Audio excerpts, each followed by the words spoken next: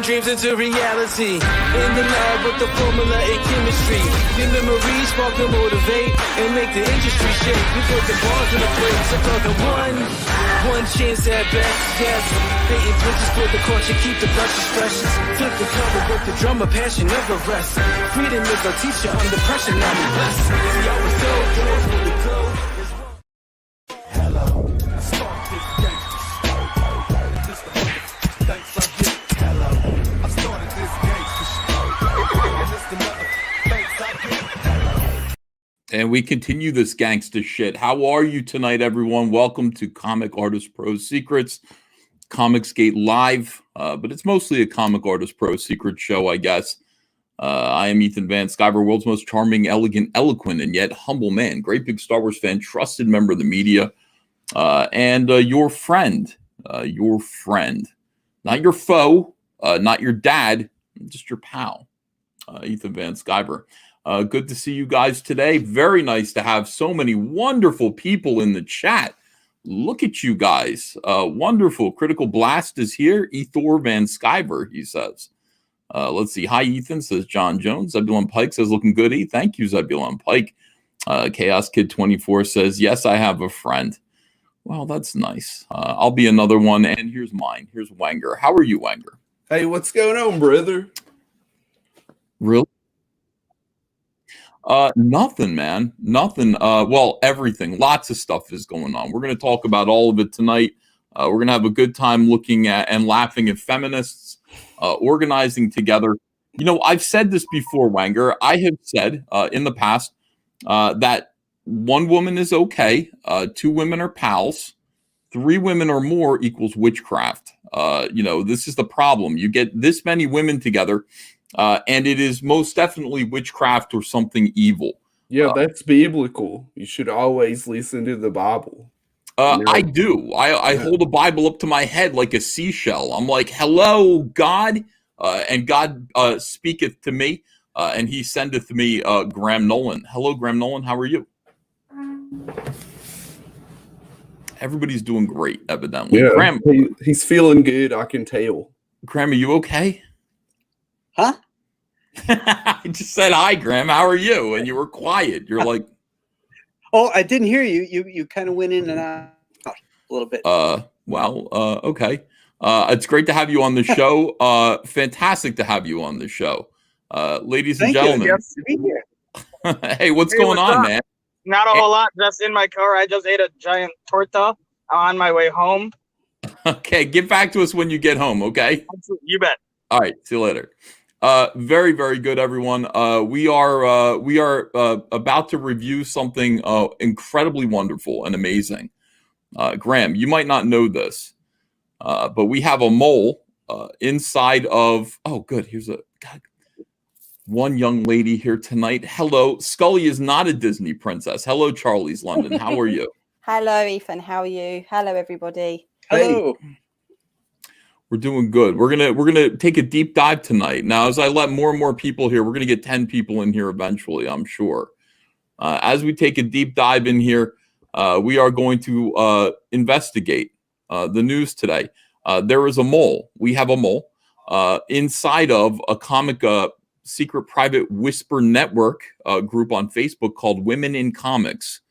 And this mole has been dispatched to collect and clean out all the data inside of this place. Take photographs going back all the way to the beginning of Comicsgate to basically show and prove how cancel culture works within comics, who the main players are in cancel culture. Despite their denials, we have them like, we have the receipts now. We're going to show you how some of the biggest names in comics are rats, are disgusting, monstrous, Graham Nolan, excuse my language, bitches. Bitches. Sorry. I've never heard that. We know that they're perverts and groomers, but we're going to learn even more. We're going to learn all kinds of cool stuff tonight. It's going to be very, very, very fun. And it's going to kind of prove, we're going to go all the way back. We'll do a little Comicsgate history. You're going to see some of the players who were involved in canceling Richard C. Meyer, scheming against Richard C. Meyer. You're going to see some of their backroom chatter, and you're going to be disgusted. You may be physically ill. You might vomit. But one thing that you're going to learn is that we are right. We're telling the truth, and these people are liars and schemers, people who are seeking power in the comic book industry. You can't have any power in the comic book industry. Graham Nolan has it all. No power for you. That's right. I'm hoarding it. That's exactly right. And let me show you where Graham Nolan is hoarding all of this power as I put together the let's see. As I put together the links in the chat, we've got the amazing and fantastic Graham Nolan's The Chenoo, which is now up over $60,000, almost at $61,000. If you haven't backed that yet, refresh this page and do support Graham Nolan's The Chenoo. I would appreciate it. Yes, we'll go back and forth. We're going to do a lot of this tonight. Fragaboom's Black Flag Pineapple Perception. This guy got whacked out last night. Did you hear about this, guys? Yeah, they canceled his YouTube channel for nudity, repeated nudity. just like drawings, new drawings. I think he was. First of all, Dan picked up a slogan from this show, "Ass Titty." Now, where did Ass Titty came from? There's a video game called Assassin's Creed Identity, and I crossed out, some of it here and some of it there, and left it so that it said ass titty. And Dan Fraga loved that, and so now he's got his slogan is ass titty. And I guess that's part of his show. I mean, he showed some ass, but it was the women in bikinis.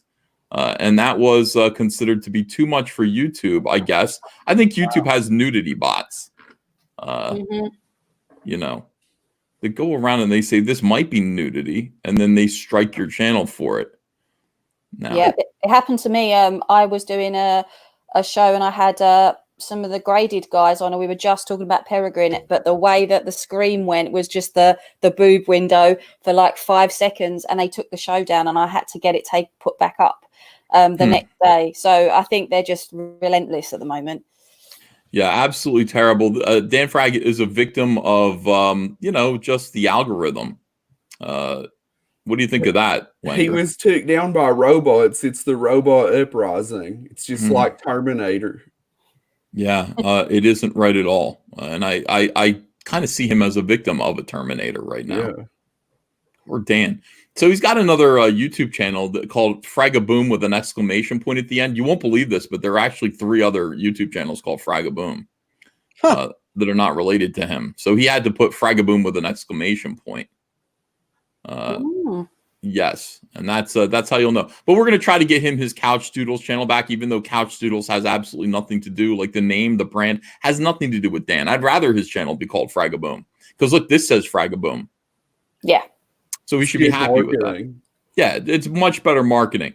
Yeah. Do as you're told. The Ballad of No comic book by your boy Zach is doing good. $37,000, and he's got 9 days left. I want you guys to.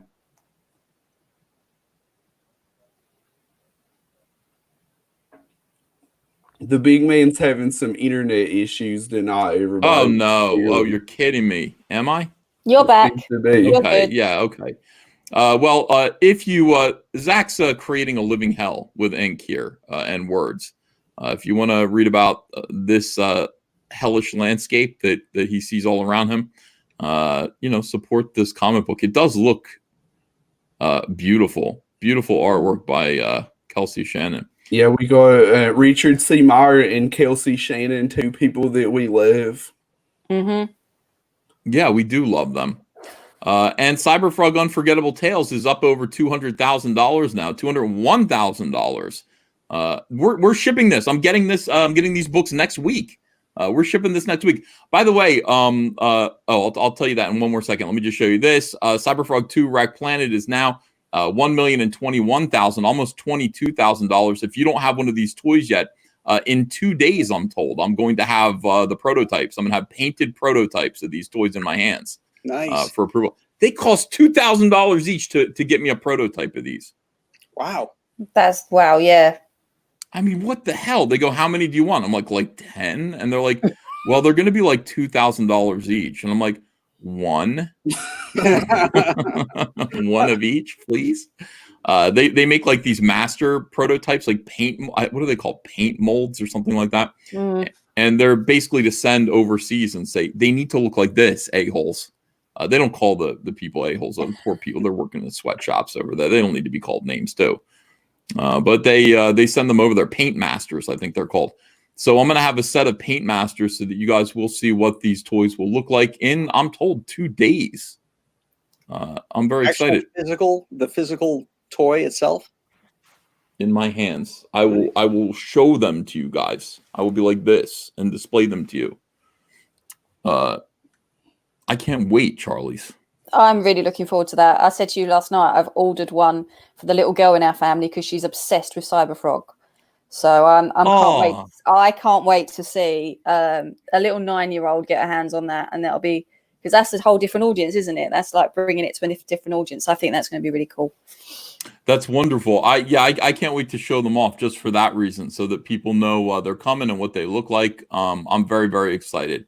So today we spent the whole day, and by we, I mean Andrea and her friend Michelle, spent the entire day putting all of the trading cards, the Vespa's trading cards, in envelopes and putting the addresses on them. And we got 1,500 of them done. By we, I mean them. I didn't do a damn thing. I slept. Graham, I was drinking a little bit last night. A little bit, drinking and drawing. Woke up to a nice breakfast in bed, though, Graham. Nice. I fell asleep on the dining room table. They've been working. I've been kind of recovering and stuff like that, and trying to get myself into a position where did Wanger go or did I go? Can you hear me? Okay, I hear you. All right, very good. Can you hear me? Yeah, but now Graham's gone. Okay, yeah. Graham's back now. You're having just a little bit of internet trouble, but that's okay. I can't stand the internet trouble. Ava took my telephone and threw it into the pool yesterday. I had it out. I'm listening to music, and Ava's running around the yard, and I go inside to get a beer, and, I come back out, and the music is stopped on the speaker, and I'm like, what happened to the music? And I'm like, oh, no. And I see a light coming up from the pool. Like something out of Superman, when you go into the farm and you see. And there he goes again. Let's all be frozen. He's back. What's with that Jersey internet access? I think it's because we're getting a storm tonight. We're supposed to get a big tornado tonight, and a lot of people are going to lose their power. Really? Yeah, a lot of people are going to lose power and internet. It's going to be a disaster. They're saying stay away from Windows. Do you got Comcast? No, I got something else. Yeah. But in any case, Ava threw my phone in the pool. I had to go buy a new phone today. Thank you. By the way, this is a write-off because it's for business. So I got a brand new iPhone.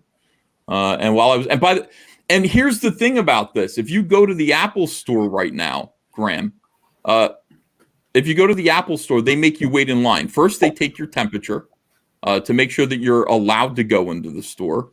And then they might give you an appointment. They'll say, come back if it's noon, come back at 3:00. Wanger, stop. Did Wanger freeze? No, he's fucking around. Okay. So anyway, I got. He got his appointment. Let's try and fill in until he comes back. He got his appointment. They told him to come back about 3:00. Well, you should make it up. They checked his temperature. All right, he's back. No, he's back. Oh shoot! What should I do? This is what I'm going to do. I'm going to do a spell that's going to help your router. That's not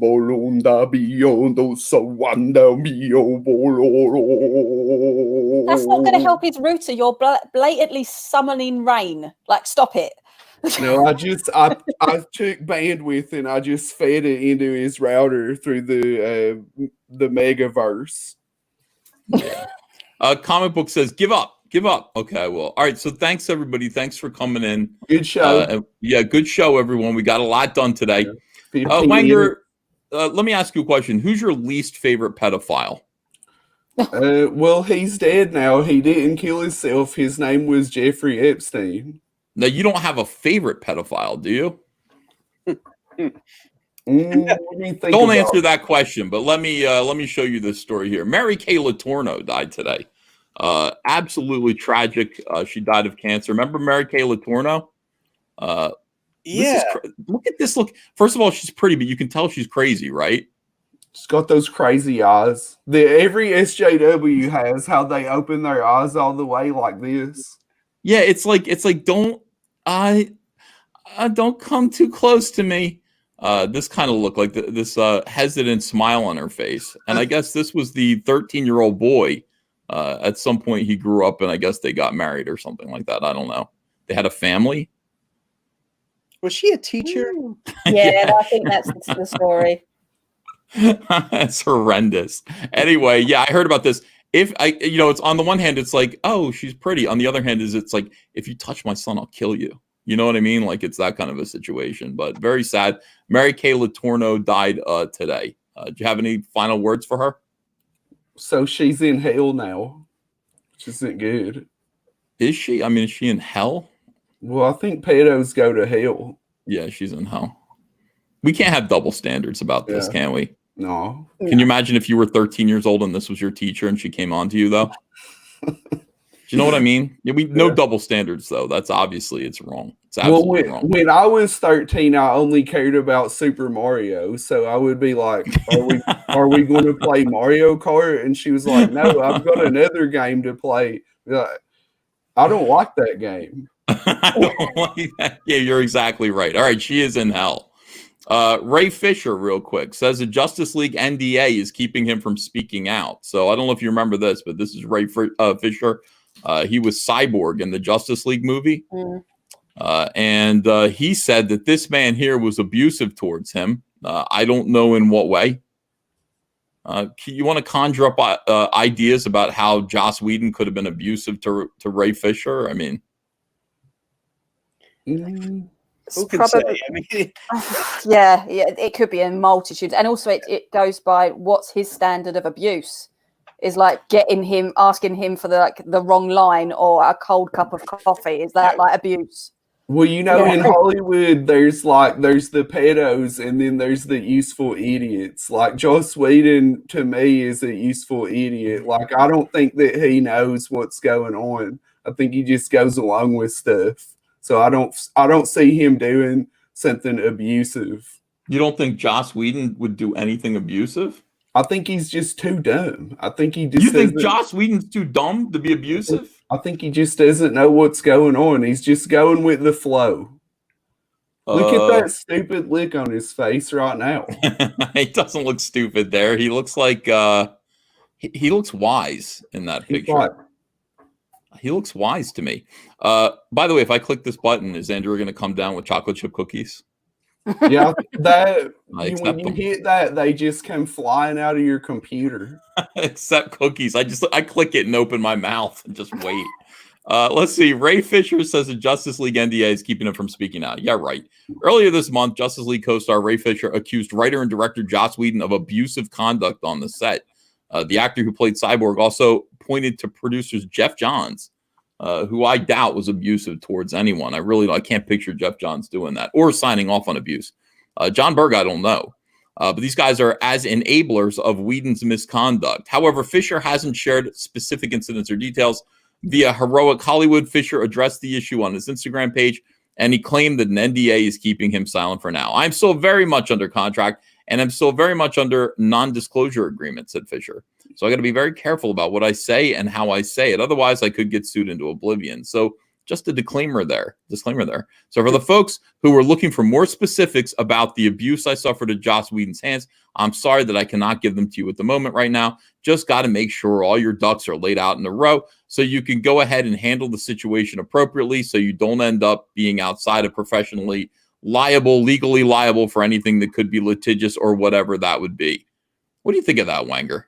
Well, you know, like he's actually given a reason why he can't talk, which is better. But what drives me nuts about all of these cancel culture allegations is they never really say what it is. Mhm. They just kind of like imply that something happened, and then everybody's like, "Oh, I knew that was going on the whole time." It's like, well, what did they do? Nobody Yeah, ever said.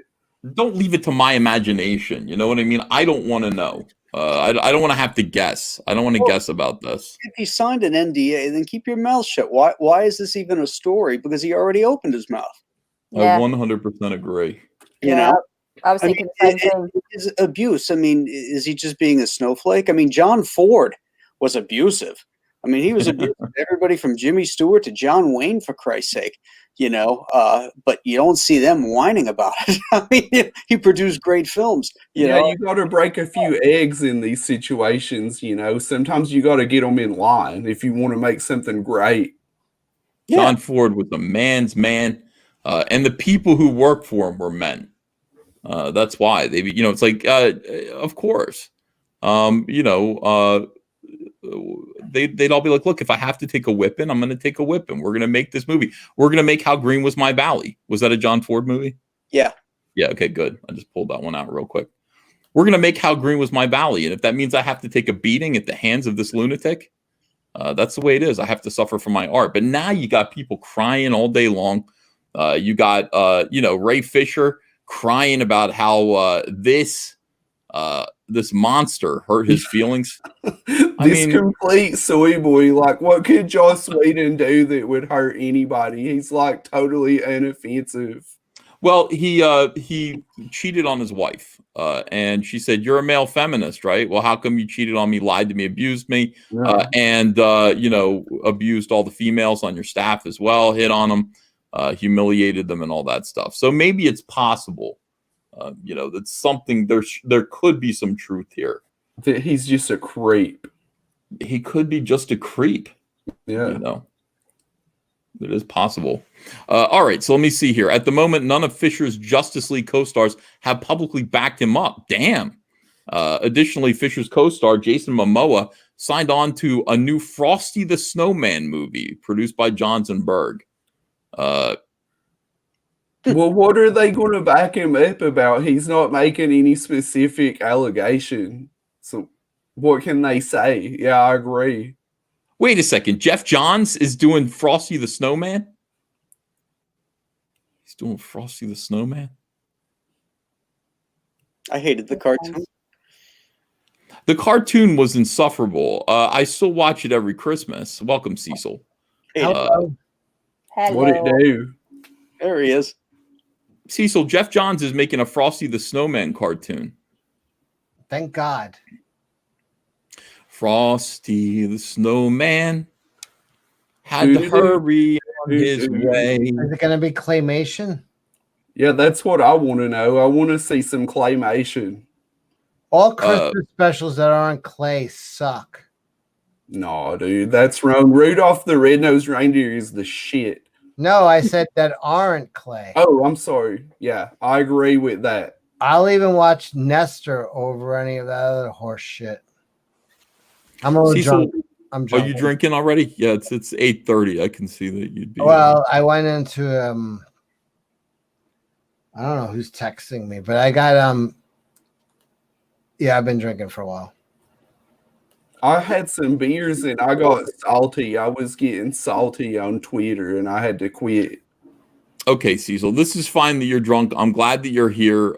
We have a lot of stuff to talk about. I am Frosty the drunk, Snowman. but I don't sound like Wenger does in his normal speech patterns. So I'm fucking not that wasted. Yeah. Yeah, Maybe that you is can true. get there. You are talking about the same speed as me now, though. I am going to stop drinking whiskey. I'm going to drink. I have these like things for like men that stop being men called Smirnoff. Like it's like Smirnoff on ice. It's like hard seltzer beverage. It's hard Alcoholic pink lemonade. Yeah, I got that stuff. I mean, I got a bottle of whiskey next to me, but I'm not going to drink. I'm going to drink this stuff from now on. I'm so sorry, Graham. You know, it's rare that we have Look, here's the thing. Wenger can take it. Wenger is used to being in the company of idiots. Graham, you are not. Charlie's, you are not. You both deserve way more respect than me and Wenger do. Well, Just because Charlie's got a British accent doesn't mean she hangs out with smart people. She may hang out with a bunch of dummies all day. I am a teacher. yeah. There is a vast array of different people that I mix with, and some of them are dummies. Okay, good. So, Charles, I'm glad that you feel comfortable here with these imbeciles. Now, Graham doesn't, though. Graham's sick of this. Graham, where are you? You're in like Michigan, right, or somewhere over there? Buffalo. Oh, you're in New York. You're like me. Yeah. Did you ever live in New York City, Graham? No. Never Well, when I was a kid, I lived just outside of it on Long Island and Long Beach. Oh, Long Beach is that's a fun place. You live in the State Street? No, I did live in the West End though. I lived on Olive. Okay, I know exactly where you were. That's Long Beach is a fun place. It is. Did you ever go to Nolan's Pub? I have. Is that you? That was my dad's. Holy shit! Yeah. Do you get free beers? I'll throw your name around. Yeah. That's it. Do you get free beers? That's what I want to know. Hey, would you ever cast me to be Bane? Look at this. They're massive. A little more venom. Just a little bit more. I would cast you to be the Mad Hatter, I think, on Batman. We'll cover this up. That'd be good. I would have a cool hat. You have the muscle tone of a veal. Yeah, a veal. That's good. I am so used in that one. So sorry, Charlie. So sorry, Graham. And I apologize this way. Graham Nolan's The Chenoo. The link's in the description. Please back Graham Nolan's The Chenoo tonight. You are backing it. Thank you so much. Let's get this one to 61,000 and make this worth Graham's time because, so far we're off to a bad start. So far, Cecil, what you missed was I asked Wenger if he had least favorite pedophile and a favorite pedophile. And he said, what would you have said, Cecil? I mean, shit. I mean, favorite pedophile. I mean, is that always Michael Jackson as a No. That's a good answer. That is a good answer. Favorite pedophile, Michael Jackson. I mean, but if I'm gonna just say favorite, as in, most despicable, like the worst. Sometimes you say who's the worst pedophile would be your favorite. I would have Albert Fish has got to be the worst pedophile. And what about Caesar Tiberius? He was pretty dope. Albert Fish ate kids. Caesar Tiberius would have little kids swim with him, and he called them minnows, and he wanted them to bite his naked body. That ain't shit next to Albert Fish. He would eat them and then write the whole recipe of how they prepared them and send letters to their parents telling them how he ate them. And then we're back to veal. Jimmy Savile over here. He's the worst. I mean, to the point that he used to visit like kids' hospitals and then he'd go in the morgue area when he was finished with the live ones. So I think, yeah, you can Google this. That's why I'm saying. A lot of people are saying Epstein. But God, Cecil. There's a really bad picture, Ethan, of someone split screened it with Margot Robbie in Birds of Prey and Jimmy Savile because she's wearing the same glasses. Oh yeah. That's you don't want to be wearing the same thing that he's wearing. No. Jimmy Savile's like, I want to visit the children. Can this one still speak? Yes. I'll be back next week. All right, that's enough. Get rid of that, Cecil, and you be normal again. And let me see you. Get on the screen with your no. Oh. Cecil, this is not no. Wait a second. That's me.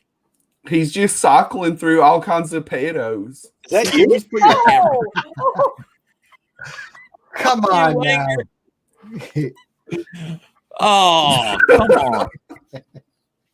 I wish I had that shirt. God damn, where does he get his clothes? I would wear that shirt. I would. Oh, there we go. No, Cecil, you're going to get my channel struck for nudity. Come on now. It's ridiculous. Ladies and gentlemen, welcome. Cecil, are you there? I'm here. Okay. Oh, I know why this isn't working. Hold on. I gotta go back to this. Welcome, Dan Shayan. Surprise guest. Hello, Dan. Oh, Oh, hey, Ethan. Hey, Shaheen, by the way. Shaheen. Oh, well, you were calling him Dan Didio all day I the know, other day. I know. And I I was gonna wanted to lose come my back mind. and tell you, hey, Van Skiver or whatever. It's Shaheen. Scrivener. All right, Shaheen, Dan Shaheen. Yeah. Dan, today I'm glad you're here. Chose to invite you to a very special show. Now, you and I have talked in private about being on each other's shows at some point. Yeah, I would totally. like to be on your show so that you can ask me the hard questions. The difficult questions that'll make me squirm. By the way, Dan Shaheen, welcome. I want you to meet Graham Nolan, creator of Bane. Hey, Dan. Oh, hey, how you doing? Good. Hey, but Ethan, I don't ask those kind of questions. You see my show, I'm softball. That's what you guys discussed my Didio interview for 6 hours, and it was like, I just do softballs, man. I'm just here to stroke people. It was great content. By the way, there are people who hate my show who said that my show going through the Dan Didio interview, because it was very good. Like, I know a lot of stuff about Dan, and my review of your show was one of my better shows. So thank you for that. I didn't watch the whole thing. I couldn't. I just haven't had the time. And by the way, I don't have a ton of time right now. I just caught your message, so I was happy to pop in. I just let's get right to the meat of the show, because you're here, and this is an important show. Now, Dan, one of the things that comic skaters complain about is whisper networks. Whisper networks within the mainstream comic book industry to deplatform and persecute conservatives. Now, when we talk about this, and comic skaters talk about it a lot, the general reaction is, you're lying, you guys are paranoid, you're making things up. The reason why we talk about it is because we've had a mole in the FEMINIST Whisper Network campaign for about a year now. And she's photographed all of this stuff and finally written the article, and that's what we're going to look at today. We're going to find out who it is that is behind all of this nonsense. Holy cow. Bleeding Fool, expose, the Whisper Network exists and seeks to destroy male comic pros. I don't think any of the women in comics look like this. Those are way harder than any woman I've seen in comics. Yeah, and I've been looking, right? I mean, we're not, except for Charlie. I think when I hear about Warren Ellis grooming adult women and I see what they look like, I'm like, I think he probably has higher standards than that, brother. Yeah. Well, let's get right into this. Many of the women promoting the cancellation of men in comics. Have you noticed this, Dan? Have you seen a lot of the canceling that's been going on lately? I'm not sure which one specifically. I guess maybe I've missed some specific ones. Could you give me some examples? Yeah, you're going to get a bunch of examples within this article. But me for one. How about me? I'm a good one. I'm somebody who. I wonder, just like Whisper Networks is like, that's such a weird term though. It's like every industry has like back channels and like they talk. People get blackballed in the barroom conversations in every industry. I see it in the tech industry all the time. I see it in a lot of. So it's nothing like unique to comics. Well, no, it's everywhere. It's common to social justice warriors, and it is a part of every industry right now. But we do have to call out social justice warriors who are doing this for political reasons, who are doing this because they find people who contradict their narrative, or they're doing it because somebody has a job that they want, which is astonishing. I never would have thought that was a reason for this, but it turns out that it kind of is. Let's get Shane Davis in here. Shane Davis, hello. Hey, how is everyone? Really good. What it is. And by the way, after the stream, get in contact with me. I want to tell you my horrific story about how Ethan's been grooming me. And for the free comics. I'll tell you my story about how Cecil has been grooming me. Yeah, I shaved your back, you fucking ape. I would like to preemptively apologize for all of this. All right, look. Well, guys, if you want some behind the scenes Ethan stuff, you got to tune into my show next week because we're going to have Noah Van Sciver on my show. and we're going to go deep on One Dirty Tree and Leather Weather and all that stuff. No, he's like that Trump chick that wrote the book this week. Hey, Graham, is it okay if I groom you and we just keep Actually, this you know what? going? We're not going to be talking about you at all. We're going to be talking about nonfiction comics. It's going to be Noah and Peter Bagg talking about their work. But oh, good. But okay. anyway, maybe some of your fans might want to tune in. You might want to tune in. I don't. Your brother is a very talented cartoonist, by the way, like yourself. My brother canceled me, so I will not be. Just kidding. We're good. We're pals. No. We're pals. I will definitely tune in. I would love to see groom you? I'm 10 years older than him. How would he groom me? That doesn't seem to matter. It doesn't matter. Okay. All right. Listen. Let's get serious now. This is a very serious topic. All right. This is very important. So we've got this. Now we've got a woman who's in this room. Not in this room. I mean, in this secret room. Many of the women promoting the cancellation of men in comics and demanding they post the recent empty promise known as #ComicsPledge. Did you take that, Dan Shaheen? I didn't. I don't even know. You're talking about the banner that was flying around that you promised to be a good person? Yes. I did not do that. I can't. I don't do hashtag anything, so I guess I can't make the promise to be a good person. It's like I don't want to pledge anything. How I feel today, I might feel different tomorrow. See, I just don't. I don't want to let people. I just don't want to let people down. Like Cecil keeps it. At the right level. I think. Yeah, I won't even pledge my coffee table. Well, part of being an artist is being kind of screwed up, right? So, like, I think the internet really does a solid disservice when people see how crazy we are. I think what's annoyed me with this whole pledge thing is that, like, if I was a guy, I'd refuse to take it out of the principles that they're the things that you grow up with. They're the obvious things that be a decent person, don't be a dick. But the way that society is trying to push you into, this alleyway, it's trying to push you into that if you don't take it, then you must be all these things. And most people, I think decent people, are not going to want to take it out of principle, not because they don't agree. It's obvious.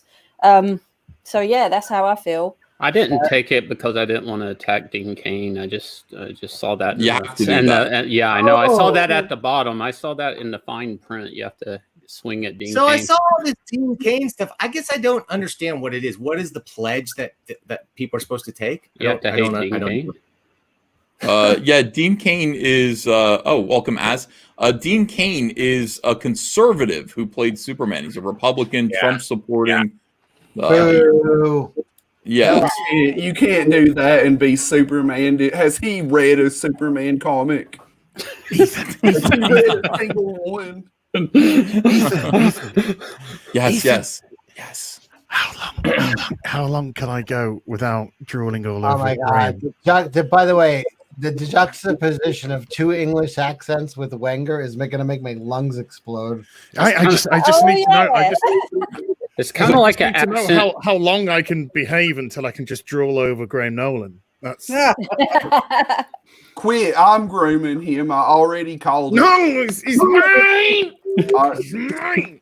Hi, Graham. How you doing? He's grooming Cecil, and I'm grooming Graham, so he needs to pick somebody to groom. I took the pledge, Graham. I took the pledge, though. So okay, I'm glad. I won't do anything bad to you. All right, don't. Nobody groom anybody. Let's look at the Whisper Network. Dan Shaheen. Let's read the article. Dan Shaheen, I'm so sorry. That's okay. Everybody does that. Everybody does that. Okay. I'm sorry too. we got 9 people in here. It's just like old times. All right, here we go. I personally know that they have colluded for years to take down men, specifically those with conservative politics and philosophies. This is an ongoing coordinated effort. How do I know this? Because I obtained access to their private Facebook group. This is part 1 of Hippocalypse leaks. What the hippo? That's a mouth. It's a hard word to say. Hippocalypse. Oh, Hippocalypse. Hippocalypse. Yeah. It is hard. Hippocalypse now. Yeah, that's the movie I'm making. There's simply too much to put in one link. So So I will make the following 3 points for now. Number one, the so-called comic book whisper network, which has been dismissed as conspiracy since 2016, is real, and I have hundreds of screenshots to prove it. The whisper network has been targeting men and trying to destroy their careers and use their connections in the comic book media to do so. Whisper network members have acted unprofessionally and unethically at best. At worst, they've engaged in what I believe could be illegal behavior. Oh, let's throw them all in jail. My story. I first heard about the Whisper Network back in the mid-2016s from folks I knew at Image, DC, Marvel, and later Valiant. Depending on who I chatted with, sometimes the group was called the Women's Network, other times the Whisper Network, occasionally the Whisper Campaign, and eventually there was a more conspiratorial name used mockingly. A friend called them the gender-swapped 4chan, which became FemChan to some insiders. FemChan. Regardless of the name, it was all the same group. The same 5 or 6 names kept popping up in conversation over and again. As time ticked on, I noticed a trend on social media. Half a decade of rumors, false allegations, cancellation attempts, and they almost always trace back to these same 5 or 6 people. The goal of this Whisper Network, according to industry folks, was simple. Choose a target, smear them until they lose their reputation, their income, and are ultimately blacklisted, opening up job opportunities for the same people who started these smear campaigns in the first place. Fascinating. All right, so here we go. There are people talking about the Whisper Network here.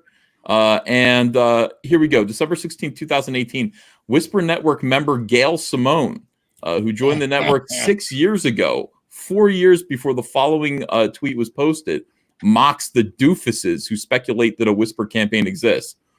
Gail, you've replied to my tweets 4 times this year. Does this make us best buds? Says this guy. Yes, it's part of our Whisper campaign, according to doofuses. So there's no Whisper campaign, I guess, according to Gail. And then Gail goes on to make fun of it. Today's Whisper campaign topics: the good Ben Stiller movie, covering up for bad smells at cons, comics page glue, fact or myth. What does that mean? What's comics page glue?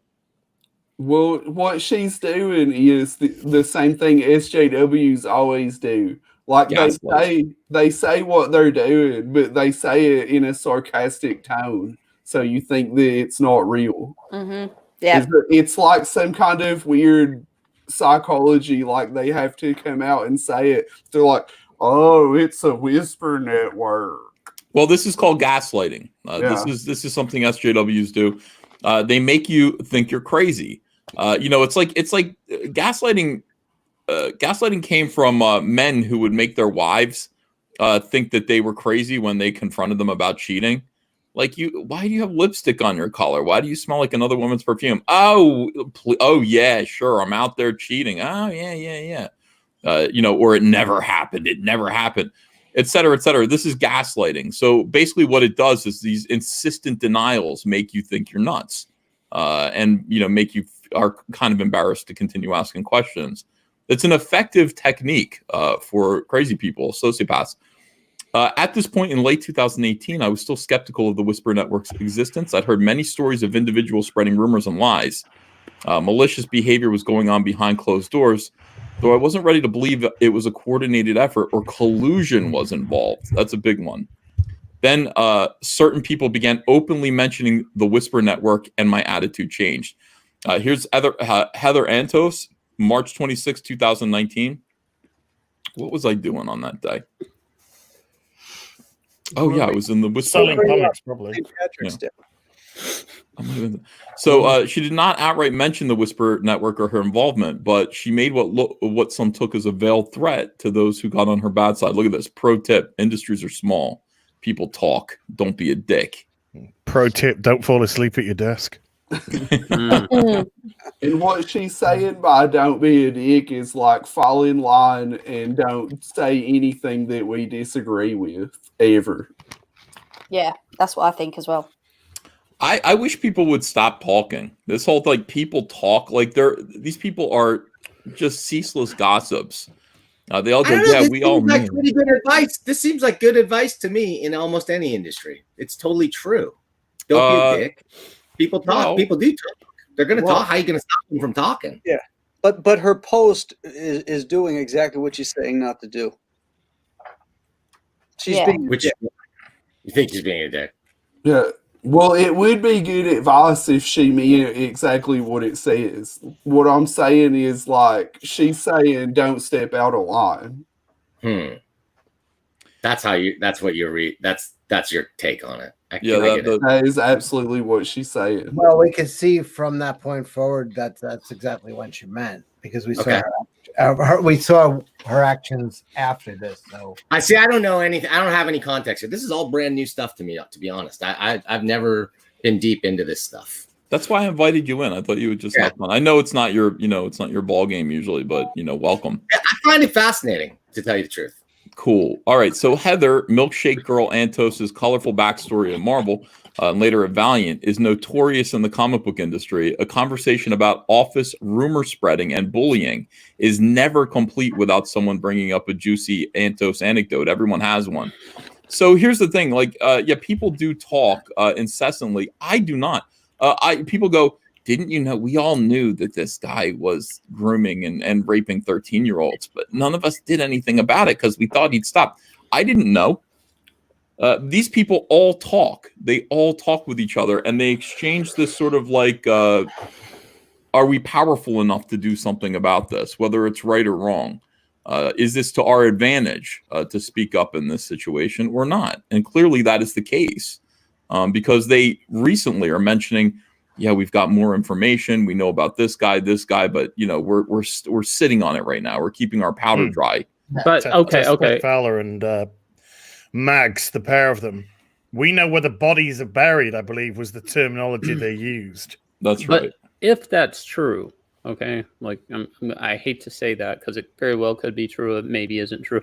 But if that's true, aren't you doing women a big disservice by keeping it secret? Yes.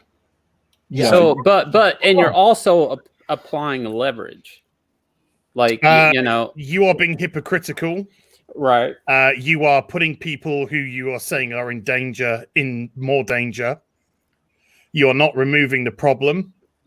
If there is a legitimate problem and somebody is being exceedingly inappropriate, then why aren't you calling the authorities? Why are you trying to use it as leverage? Or you're using it for leverage against the people that maybe feel like they're the people you're talking about. Yeah, essentially blackmail. Yeah, right.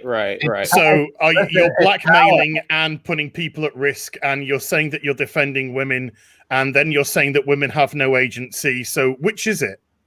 Yeah. Which one is it? Because you can't have it every way. You can't say that we know where the bodies are buried. We control this. By the way, women have no agency and they can't do anything when it comes to men in the industry. Let's put this in another light. Let's pretend I know where the bodies are buried, and that's literal. Right. Like you literally know where the bodies are buried, and you just don't want to tell the police. Right. Yeah. You just don't want to tell the police because you want the guy burying the bodies to give you some money or to do you a favor or whatever. I think it's a metaphorical. Bodies are buried. They're very dramatic, these people. All right. So up until then, I hadn't seen actual proof of a larger scheme, but something changed in 2020. January 8th, 2020, Alex DeCampi, who I would discover as one of the most active Whisper Network members, openly admits there's a network. I have no idea if this was a slip or a brazen attempt to show off her power and influence, but this appeared. Here's Alex DeCampi talking about somebody. He's been verboten on the Whisper Network for years. Time to stop whispering and start shouting. Okay. June 16, 2020, another key member of the same group, Stephanie Cook. See, we know all these names because on this show, these are names that recur when they attack comic skaters. So we know Stephanie Cook, we know Alex DeCampi, we know that they're constantly kind of trying to hurt comic skate. All right, someone who DeCampi often praises, converses with, and trades retweets with, makes mention of the same group again without naming it directly. Cook references driving shitty people out of the industry. It's that word, guys. This is a tell. This is the word shitty. I don't know what that is. Is there a better word than shitty? Because SJWs all use this word. I do not understand it. Yeah, it's driving people that don't agree with us out of the industry. Shitty people. It's because they're going from the same hymn book. This is the problem. This is the issue, is that they're not going to the source and making their own minds up. They are a hive mind of things that they think. It's two things. It's one, they think other people want them to agree with because they don't want to be left out of what they consider to be the norm. And the second thing is that there's part of them that believes it, but probably not as much as they actually do. But it's peer pressure again. 1,267 people watching now. Hail the chat. We love you guys. Thanks. Let me just run through, let you know who's here right now. Let me put this down and get in here. Introduce everyone. We've got Matt Wenger here from Wangcast. We've got Graham Nolan, creator of Bane. We've got Dan Shaheen. He's got his own show called Comic News Network. Is that correct? Comic Book News with Dan Comic Book News. Okay. Comic Book News. Go subscribe to that. Lord Cecil is here. So our friend Cecil. Everybody knows Cecil. We've got the beautiful Charlie's London, who is working on a book about Charlie Chaplin right now. She's got the official Charlie Chaplin biography. The family gave her the rights to. Shane Davis is here, new comic skater, of course, artist of Metal Men right now. Dan DiDio and Shane Davis are wrapping up that series. And then we've got Az from his incredibly awesome channel. He's got like 300,000 subscribers. Heel versus Babyface. Not quite. How many? What was it? It's more than 244. 244. It'll be 300 soon. 245, 250 gets a toaster oven from me. Okay. By the it way, feels like Family Squares or whatever that show's called at the moment. I love being center square. Nobody coming there. I'm fucking Paul Lind right now. It's great. You belong. You are Paul Lind. And by the way, Zach. It makes you Charlie Weaver, Ethan. I'll be Charlie Weaver. That's fine. All right, let's see. Let's go through these campaigns real quick. Do as you're told. Your boy Zach's new comic book about the craziness that's going on in the world right now. Art by Kelsey Shannon. Thanks for backing this, you guys. Really, really appreciate it. Graham Nolan's The Chenoo, a great horror story, freezing cold, about kind of a Wendigo story. Great horror story. And I hope you guys continue to support this one as well. Let me see. What else am I? Oh, Dan Fraga's Fragaboom's Black Flag, Pineapple Perception. I'd love to see this one get to 171 today. My books, Cyberfrog Unforgettable Tales, is shipping next week with beautiful foil covers. I can't see you get them. We're getting a couple more backers for that. And then, of course, the big one, Cyberfrog 2 Wreck Planet, now the biggest Indiegogo campaign of all time for comics. $1,021,891, and we have added action figures. We did so well that we decided to make PVC toys and give them away to backers. So thank you so much for continuing to support this. And now let's get back to, I said at the beginning of the stream, I said, you got one woman, that's great. That's a girlfriend or a wife. You get two women, that's good. I mean, they can chat. You got three or more women, it's witchcraft instantly. I don't know why, but you cannot let this many women, unless it's a Tupperware party. If it's a Tupperware party, that's okay. But all right. So in this case, it's witchcraft. Stephanie Cook mentions all these same people. Cook references driving shitty people out of the industry, which is what the Facebook group had been working on in private for years. So this was the most direct admission of the group's mission statement I'd ever seen in public. All right, here is Stephanie Cook. Hello, Cookie. She says, whisper networks are not enough. They only protect people in the know enough to talk to people with insider knowledge. We need to do better at driving shitty people out of the industry. Whose authority is that? Like, I don't know. Self-imposed. It's a comics code authority. Oh, yeah. Comics code authority. Yeah, badges. I will say this. If this principle were, if we had talentless people like this, talentless harpies with whispering, gossiping, basically driving people out of the industry because they're quote unquote shitty people. If this existed in Hollywood in the 40s and 50s and 60s, I don't think North by Northwest would exist. I'll tell you that. I don't think, almost everybody who was a Hollywood director or an actor in Hollywood, every creative person worth their salt is a shitty person when you find out. That's why they say never meet the people you admire, because everyone's flawed. Everyone has flaws. Everyone has done things to be ashamed of. And everyone deserves grace. Everyone deserves mercy. Unless they're repetitive, predatory monsters. But even then, in Alfred Hitchcock's case, let that man work, you know. Well, what she means by shitty people is that there are people who don't agree with all of her opinions, and she can't accept that. Did you see the HBO movie The Girl about Tippi Hedren and Alfred Hitchcock? No. That broke my heart. Like, you know, according to Tippi Hedren, oh yeah, I saw a film based on that. He was shit, wasn't he? According to the thing, like he hired her to bang her. Like that. He was a work girlfriend. I did the profile of Alfred Hitchcock, but I tilted it down, and then I had his hands around female silhouette's neck. You know, that I did that out of pain. Never trust chubby bald Englishmen. No offense, as none taken. I actually agree, but you know, I can't say that out loud. All right, so let's see. I'm hiring, by the way. Oh, a second. We'll discuss it later. So the author gets access to the private Facebook group. I was inside the Whisper Network. This is well written. It's almost like a writer wrote this. You know, it's like a film noir. It is. It's very exciting. Noir-esque, isn't it? Does it look like this? Inside the Whisper Network. All right, so this gave me a look I could feel in my hip pocket. This is where the Whisper Network has been colluding for years. And although their activity is not confined to just this site, from what I can tell, this was where they first met and started their coordinated campaigns. Asgard. Fregaboom. What's happening? Hey, yo, how are you, man?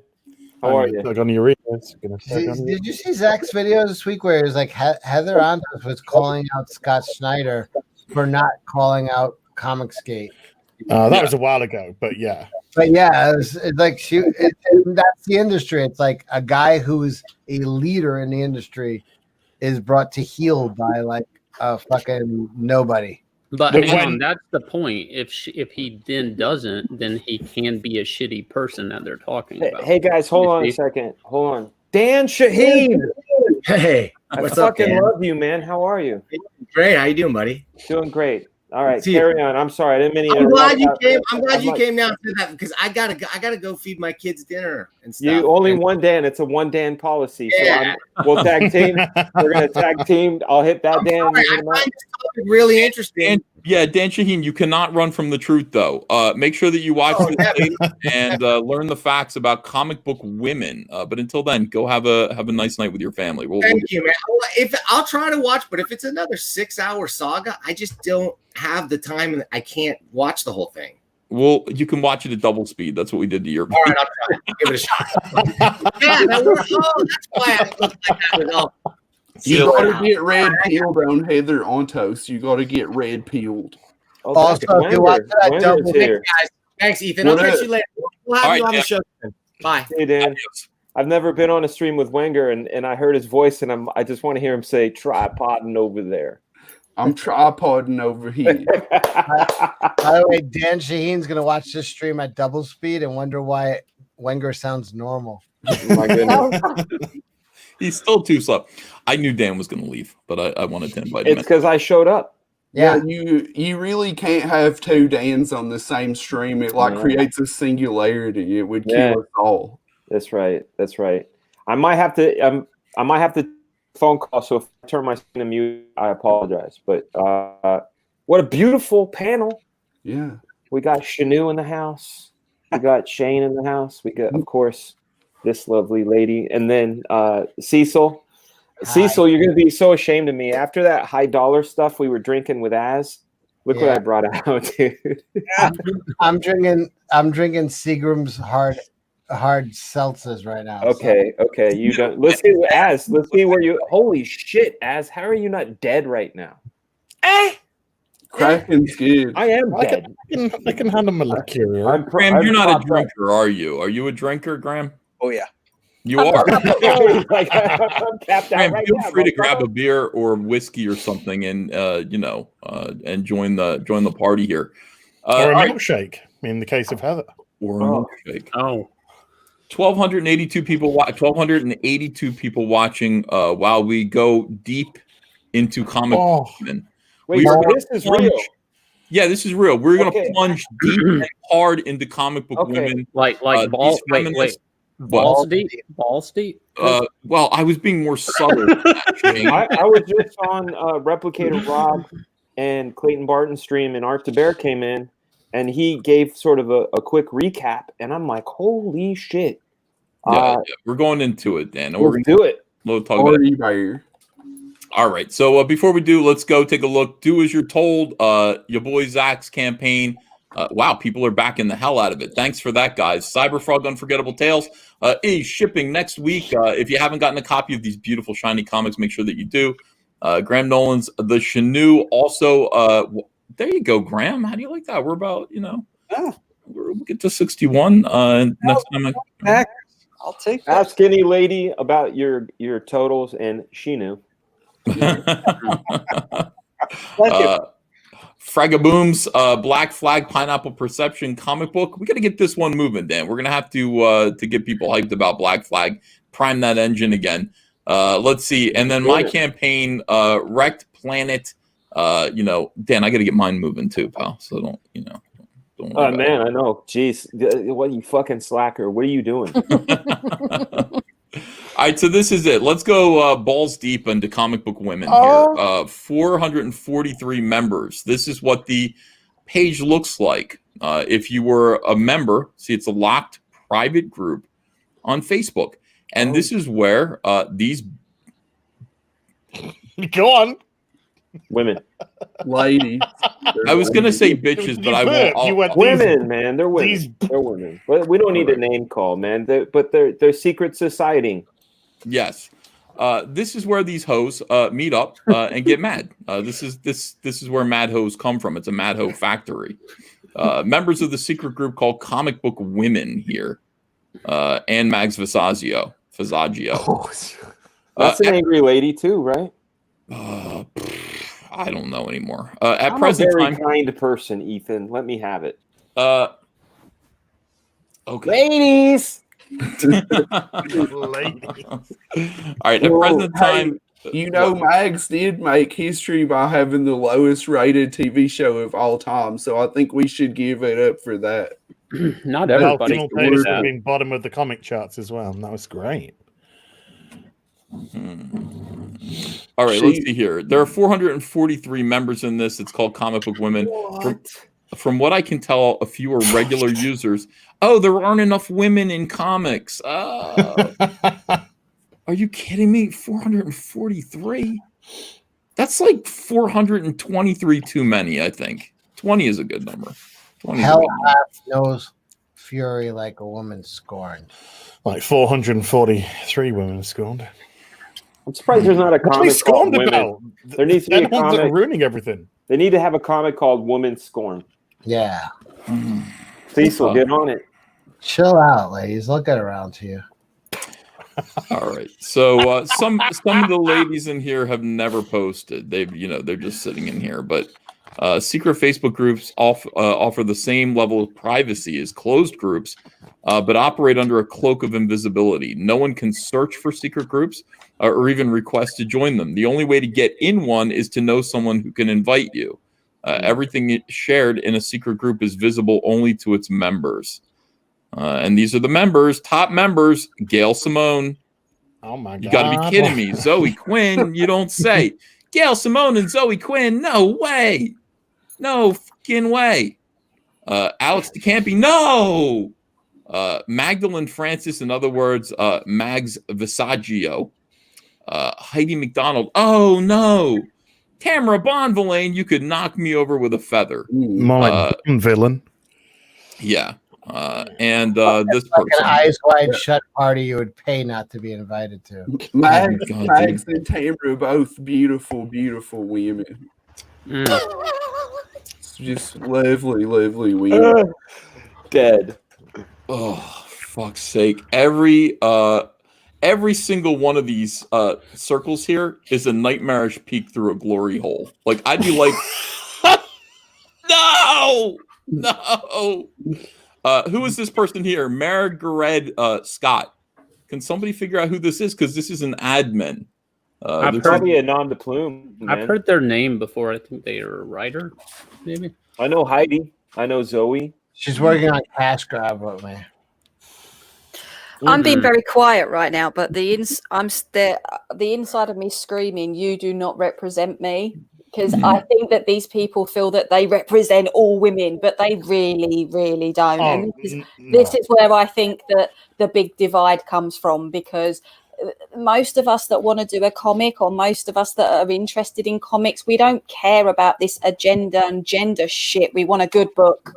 Well, I've actually got good news for you, Charlie, because they don't actually believe that. That's just the schedule that they use. They're like, because people do like women, women are very, very popular. So when somebody says, hey, you just don't like women, that puts you on the defensive. Mm-hmm. Yeah, they are self-serving. Make no bones about it, they are self-serving. Yeah, definitely, and most certainly. So, all right, I'm trying to give Fizz Giggity the link. I haven't had Fizz Giggity in here in a while. I can't find her. I can send it to you if you want me to, Ethan. All right, let me just take one more shot at it here. Poppers can be hard to find. I got her. Okay, I was spelling it wrong. She can be the mole because she looks like one of them. But ouch! No, like, not in a bad way. She's got the head shaved and everything. Oh, she's a very good example as well. Like, of course, Fizz Giggity, myself, and Mandy have the CG Ladies Night show on a Saturday, and we wouldn't exist if it wasn't for Ethan coming up with the idea at Christmas and said to us, "Do it." Do you know? And this is what I'm saying, is that, you know, it's ridiculous what they think goes on inside Comicsgate, because it's nothing like what they think goes on inside Comicsgate. That's absolutely right. I had that same thought. That whole, like, you think it's a hate group, you think like this weird militia of anti, and it's like, I have only encountered good vibes, and you know, it's so insane. You don't know. Dan and I, behind the scenes today, we talked about some dodgy stuff, though. You did? What did we talk about? That was dodgy. I'm gonna look at a house on Wednesday, see if I like it. Yeah. It's pretty risky. Oh shit! Yeah. You know, whenever you change residences, man, you must be up to something. Yeah. Welcome. Oh shit! The talk about paint. You want to? I heard that, Winger. By the way, I would give you a chance to come in here and roast me. How are you, Piper? not as bald. How's that? As bald as who? As you. You got three, and you. Yeah, we have you're doing pretty good. We have 4 Emerson Fittibaldis chilling in this. By the way, Dennis Barger Jr., I sent you the link on Facebook Messenger. So if you said you'd like to come in here for the first time, we got a retailer. We'll have a retailer come in here and also join us. Awesome. That would be cool. All right, so I like some of them. I like most of them. I don't like Brian Hibbs. I think Brian Hibbs could be reached. You know? I don't know, dude. I'm telling you, as an individual that came from that area, the Bay Area, he's been that way for 30 plus years. You're not going to change him. You know, I think he's stuck in his ways. No, I mean, you're probably right. I don't really care that much. I got to be honest with you. Nice. You know, that's how we do. You know, fuck that guy. If needs be, but you know, if we could reach him, that would be fine. Unhinged Entertainment says very sexy panel today. Thank you. I don't think he was talking about us, guys. That's talking about Charlie. Fizz Giggity, will you turn on your camera and let me see your bald head? Oh, Sinead O'Connor, Sinead Giggity. Fight the oppression. Fight the oppression. And nothing compares to you, Piper. There you go. You know, I still have to go sing that, but he hasn't done. Anthony hasn't done his open mic tonight. I will turn on my camera in just a second. Hold on. Big love to John Malin. There we go. Make it look like I have eyebrows, real quick. Malin, we see your triple penis. We see it. She has to put some pants on. I know that feeling. Yeah. I got no pants on. I'm a big fan of Piper's Pit. Wow. Don't forget though, as pants to the Americans is something different to us. What is it to you? What is a pant? Well, it's underwear. Oh yeah, of course it is. Yeah, And knickers. a nappy is a diaper. Yeah. What about in England? I didn't just say the N-word. I said knickers. Yes, knickers, underwear. Okay, thank you. That was close. Everybody went silent. And I was like, We knew. Okay, I'll back you up. I'll back you up, Ethan. Don't worry. I'll back you up. This is like not with bald people and people with hair. Yeah. All right, here's Dennis Barger. It's skins versus shirts, right? Hello, Dennis. I don't think anybody wants that. Thomas Gay. Hail, Dennis. How are you? Hail. Very good. What are you drinking? Are you drinking milk? No, I'm drinking a Caucasian. A white Russian. Yeah.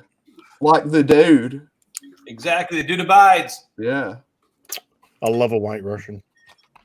And that's not a racist thing, but So, can we all stop accidentally saying racist things tonight, please?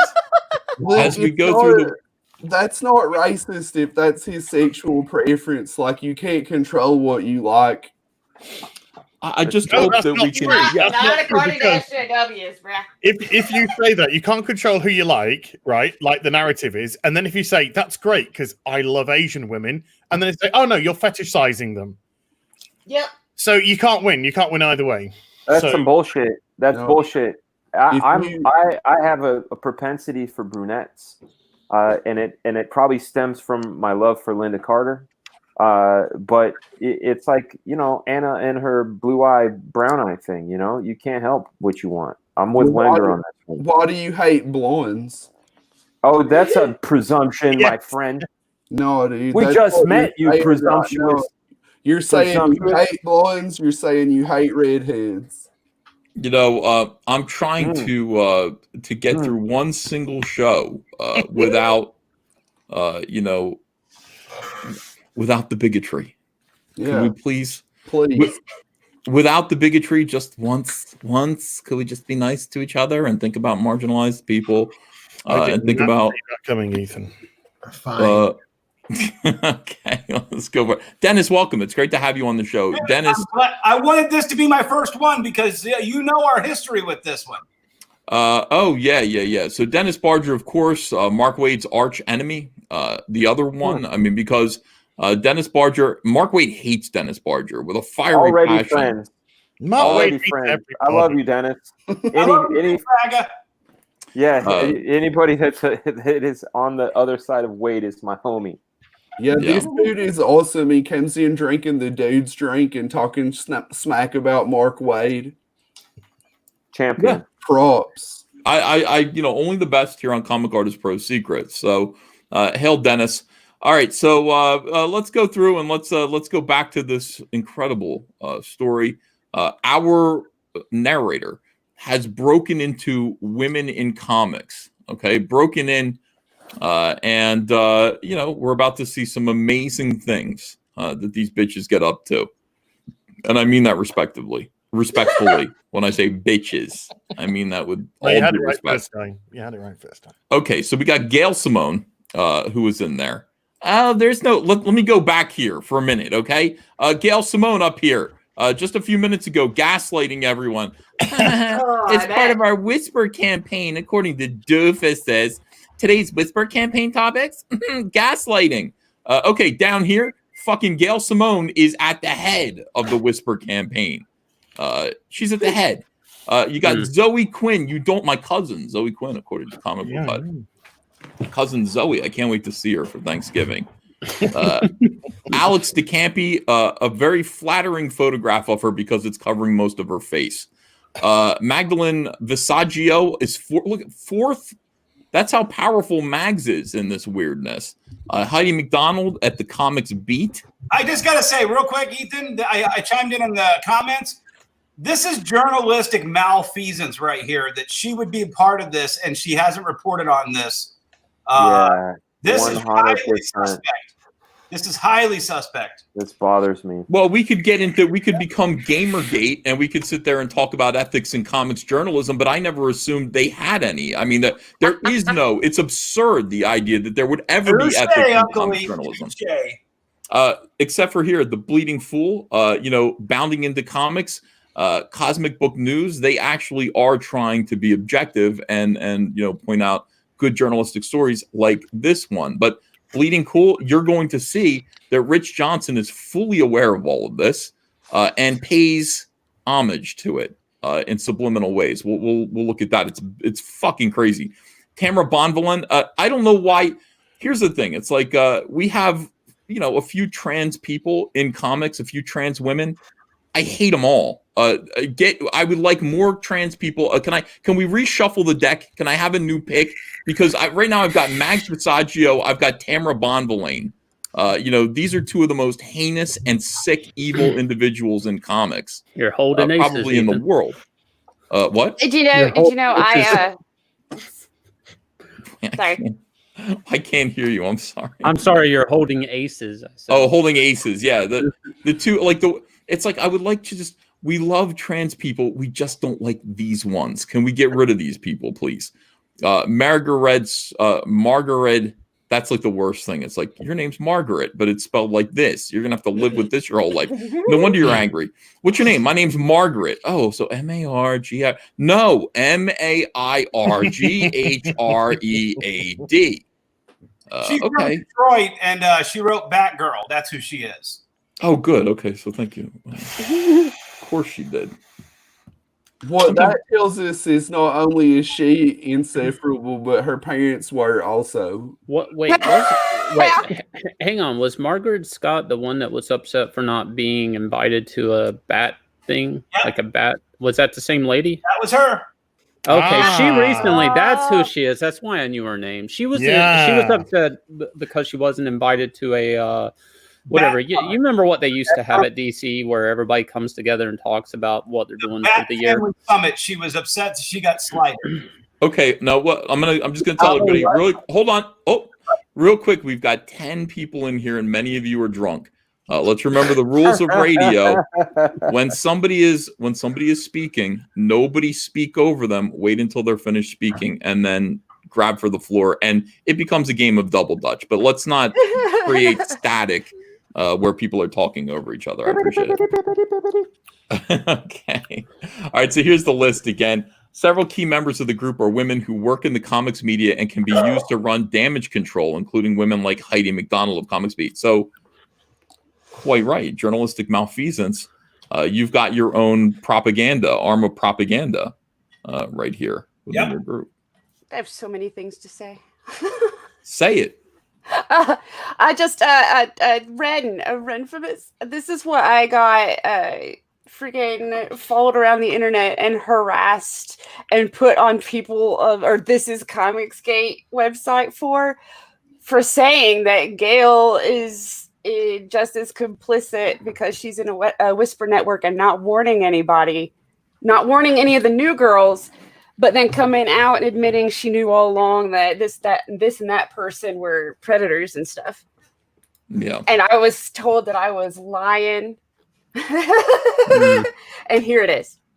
Right here. Right here. I mean, this is pretty much proof. Right. Just the fact that all of these folks were secretly linked in a private network came as a shock to me, considering their reputations and the accusations that they've made. Immediately, I began to connect the dots. What is this? You're looking up Heather and you get Heather Einhorn, Heather Marie. That's Heather Antos, Heather Keneally. So she found Heather Antos here. That's Actually, Heather Einhorn used to work at DC. She used to work up under Fletcher Chiffong running the DC booths. She's an ex-DC employee. Yeah. Which one? Heather Einhorn. Oh. And Finkel. But I believe that she was invited. She just misspelled her name. They've denied for years they coordinate their actions in private, and yet they always coincidentally appear on Twitter, retweeting and amplifying each other's accusations, signal boosting one another, and helping them gain traction. And their allies in media, Bleeding Cool and CBR specifically, will turn those same tweets into stories almost instantly and with no fact checking or verification, sometimes within the hour. I'm going to start explaining who the key actors are and, from my perspective, how they coordinate these attacks. So this is interesting. Now, I have noticed this myself. I've noticed that, somebody will come out and make an accusation, and then there will be a whole string of individuals who say, "Oh, I'm so sorry this happened to you. I'm so sorry this happened to you." And they basically do that with thoughtlessly producing the same kind of response in order to bump up the algorithm and give that tweet a little bit more visibility, right? So they plan all this. This is how they destroy people. Key actors. Alex DeCampi is well connected despite never being a part of the Big Two, since from what I'm told, management is well aware of her bullying, harassment, rumor spreading, and unethical behavior that goes back years. And depending on who you talk to, she's almost as notorious as Heather Antos or Tess Fowler. She just wrapped up a graphic novel campaign on Kickstarter with David Bowie's son, the Hollywood film director Duncan Jones, and it grossed over $366,000. I saw that and was blown away. All the while. Sorry, there was a tweet she tweeted out the other day. I took a screenshot of on my phone, but I don't have my phone. But it basically said, "I'm tired. I need pencils and inks for $100 a page. Somebody contact me." And I was like, didn't you just get a big haul on the campaign? It just seemed like a weird tweet. And she seemed very disgruntled that she was in that situation of needing to hire somebody. I just thought it was totally weird after that campaign. That is weird. She should have plenty of money. I want to pay people if I have the money to pay them. All the while, she makes baseless accusations while demanding transparency from everyone else. Look at this. Comics publishers need an independent, dedicated HR. And we talk about this all the time on this channel. These people get into HR and exploit HR, human resources within companies, in order to kind of subjugate and subvert entire corporations. So it's like, oh, you need HR to stop these horrible things from happening that we are inventing and that we are spreading around. If you want to stop all of the men in your company from sexually abusing the women there, you need HR, and you can hire us to be HR, and we will then use HR to destroy you. HR persons who victims can confidentially and safely approach when their freelancers harass colleagues and fans, and there need to be real consequences attached to those reports. But that would involve admitting a problem exists. Now I'll take you into their private network. 2 years ago on May 13th, 2018, DeCampi launched a private campaign to target an independent creator, claiming she was using her connections to have Simon & Schuster cancel their book. Simon & Schuster. If there's anybody listening who might be in business with Simon & Schuster, their ears just perked up. I think that's called tortious interference, is it not, Mr. Van Sciver? It is. Uh-oh. All right. Hey, folks. So maybe you'll remember this. This will bring back memories. Hey, folks. So apparently Richard Meyer's shitty graphic novel Jawbreakers, that's ridiculous. It was some of John Malin's finest work. Is going to be... John? He's in the chat, I'm sure he would like to come in. I don't know you have to beg John Malin to come in lately. I think John Malin's ego has gotten so big. He actually said in the chat, he said, you're going to have to kick 6 people out of there for my ego. You beat me to the joke. He also said penis, penis, penis. So I think that means him and 3 penises need to come in. He's on the toilet. He's making a poop. All right. Too many jokes with that one. All right, so here we go. Richard Meyer's shitty graphic novel Jawbreakers is going to be distributed by Simon & Schuster. I don't remember that ever being the case. Was it ever going to be distributed by Simon & Schuster and I just forgot? I don't remember that part either. No, neither do I. And Ethan, as a retailer, literally, she's written nothing that sold more than 5 copies in my store ever. I understand that. That's not what she's here to do. You know, she's here to cause trouble and be a social justice lawyer. Okay, she said, I have all those folks on mute for sanity reasons. Alex, why don't you just leave us alone? You know what I mean? It's like you have us on mute for sanity reasons. Why don't you just go fuck yourself? Why do you have us on mute when you're the aggressor? We're not doing anything to you yet. But why do you have us on mute? And you're complaining while you're doing this. But if anyone finds out more details on this, please let me know so I can talk to my folks at Simon & Schuster and try to stop that shit from happening. Though if you've sailed through the weekend blissfully unaware of this comic's latest trash fire, for all that's holy, do not go back and Google it. It's not worth it. Just turds being turds.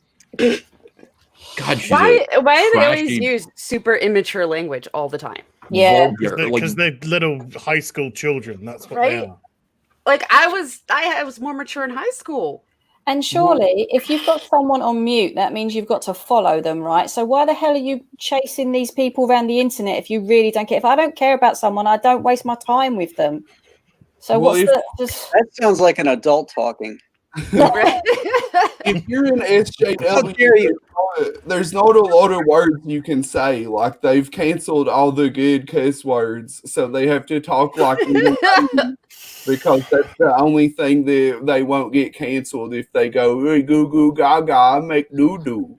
The only thing I can think of all of this is the way that they keep going on, and it's it's more of an obsession for them than it is for anyone within Comicsgate. So all I keep thinking is they must be scared, or they wouldn't bother. Because if Comicsgate really was that insignificant, they'd be like, "Yep, see you later." So the fact that they're actively following people round and making their lives hell, they're not doing it because they want to eradicate it because it's social justice. They're doing it because they know it's a direct competition and it will supersede them, and that's all I can think it is. But I don't think it's competition because I don't think they care. I think they're just creating their own. Sorry, that's okay. That's not Meryl Streep. This is Alex DeCampi here. Man, another beautiful woman. I thought we were furlong. We've all We've all had exes. Isn't this a behavior a lot like the ex that just looks you up on social media 10 years later? That does not look like somebody that's bitter and sad. What was there was a campaign back in the Prohibition days where it was a bunch of women that said no liquor or no sex, and they were like, they all look brutal like this person does, and you're like, dude, that's why we liquor. You know what I'm saying? Mm-hmm. You have to liquor to get to sex. Yeah, they got it banned, and it created a whole industry of bootleg liquor, and it was making people blind. So there you go. Don't listen to feminists. Well, I was desperate not to say suffragettes then, but should pick a preacher from There Will Be Blood. But I mean, this is what this is here. I mean, that you've got Alex DeCampi actually plotting in here to destroy. You know, it's like, oh, did you hear that Jawbreakers is going to be distributed? It's none of your like. Can you imagine thinking that was your business? Can you imagine thinking that's something that you needed to stop for some reason? You know, could you imagine if they put this effort into their own fucking work? Oh, for God's sake! Right? What happened to freedom of speech? I've never understood the cancel Jawbreakers thing. Like the freedom of speech. Like, I mean, isn't that a thing? It's not even speech though. It's just it's a superhero bitching. comic. Yeah. No, I know, but they're trying to silence something. You know, just because they imagine if you took all the time that they've been fucking bitching on this network, you accumulate that time. That's all the time they've wasted, not working on their own product, not getting better, not coming up with new material, not honing the craft. As there's this invention called knitting, right? Where you just sit there, just knit, and you just fucking knit for knitting. Take it out on Pro 1. This is some knitting bullshit. I knit. They're creating I knit. Ethan's got proof of it. I don't fit. I'm not knocking knitting. Okay, Ethan's got proof of it. I'm just saying. I don't. I'm believing that they don't knit. That this is their knitting. I see what you're saying. Yeah, this is how they kill time. Yeah, Yeah. because they have nothing better to do. Because they have absolutely nothing better. Well, to they've got much better things to do. They're not doing that. They're doing this instead. What is the idle hand saying? Like idle hands? Devil's work. Yeah. Hands, yeah. This is called being a dead egger. It's called being a cunt, but there you go. Yeah. Yeah, it is. I've heard that term more. They enter intercourse by saying, "How dry do you want it?" Yeah. Wow. They've got their Sorry about network, that. and Sorry about that. now they've got their network. They need to find their supervillain. So they've appointed Richard as their supervillain. So that's now who we're going to target, and the heroes are going to go after it. And by heroes, I mean a gaggle of Karens. A gaggle of dead eggers. They say this guy's making a comic about superheroes in a giant monkey, and that's just it. We cannot have that in current year. What? It's very Winger? offensive. Wanger, did you say kegel? Kegel? I said Of eggs? Egg? they're dead eggers. Their wombs are dried up, and it's driving them insane.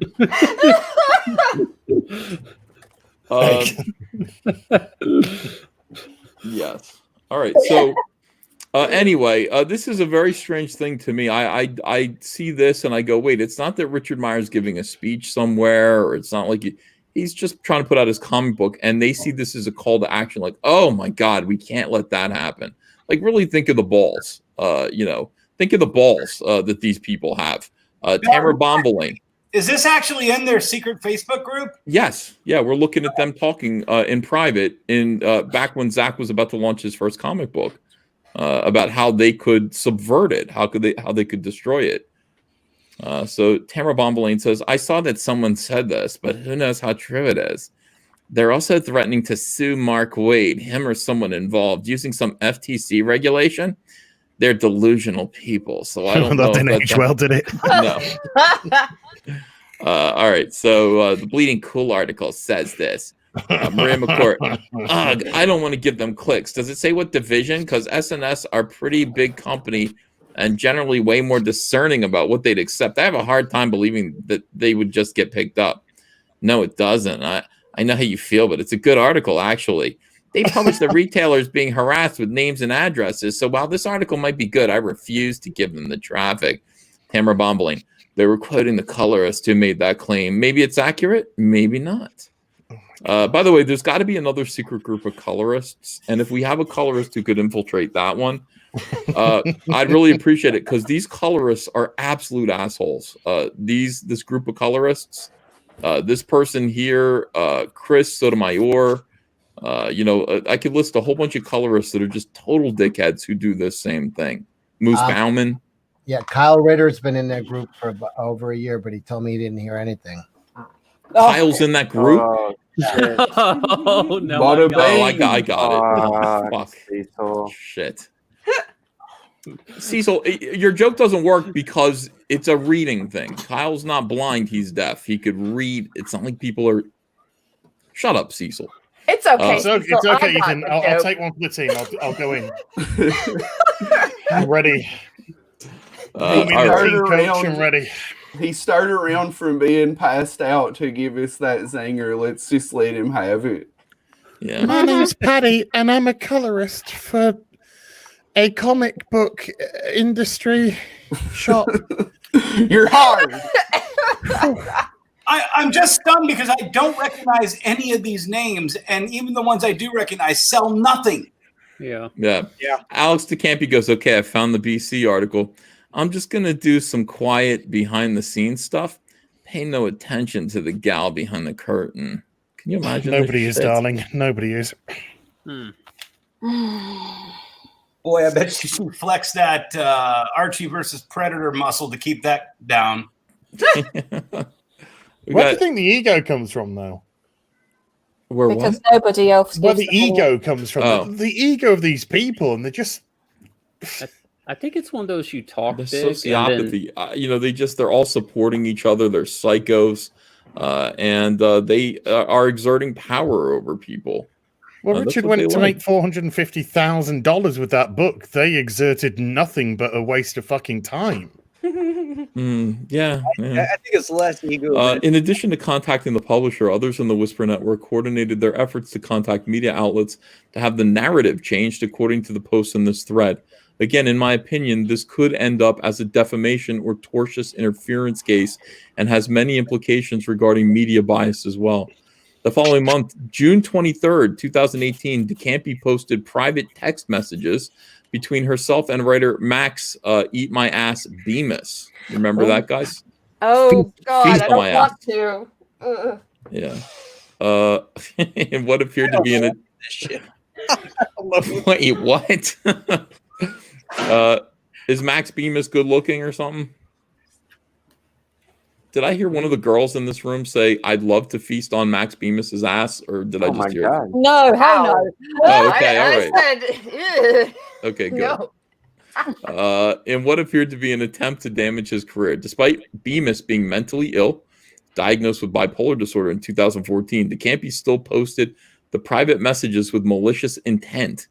According to US and UK law, this is an actionable offense, posting private texts without both parties consenting. Nasser Rabadi. Okay.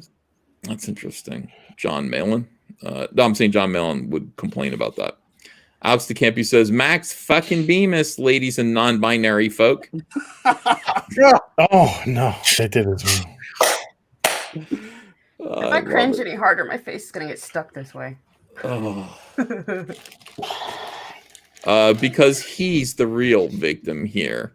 I'm sorry, Max. Shitcoin is no longer accepted at this establishment. Shitcoin.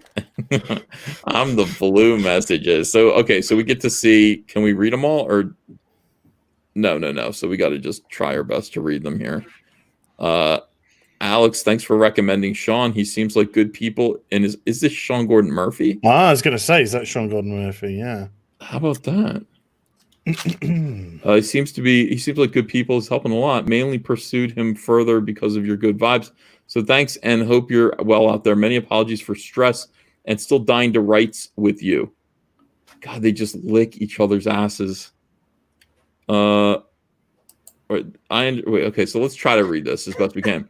That's okay. I guess I didn't always wonder why it didn't materialize, and it does make me sad as a super fan, but I couldn't be prouder. You deserve a full schedule. I'm just glad to be a footnote in it, frankly. It didn't materialize because your behavior was incompatible with a professional collaboration.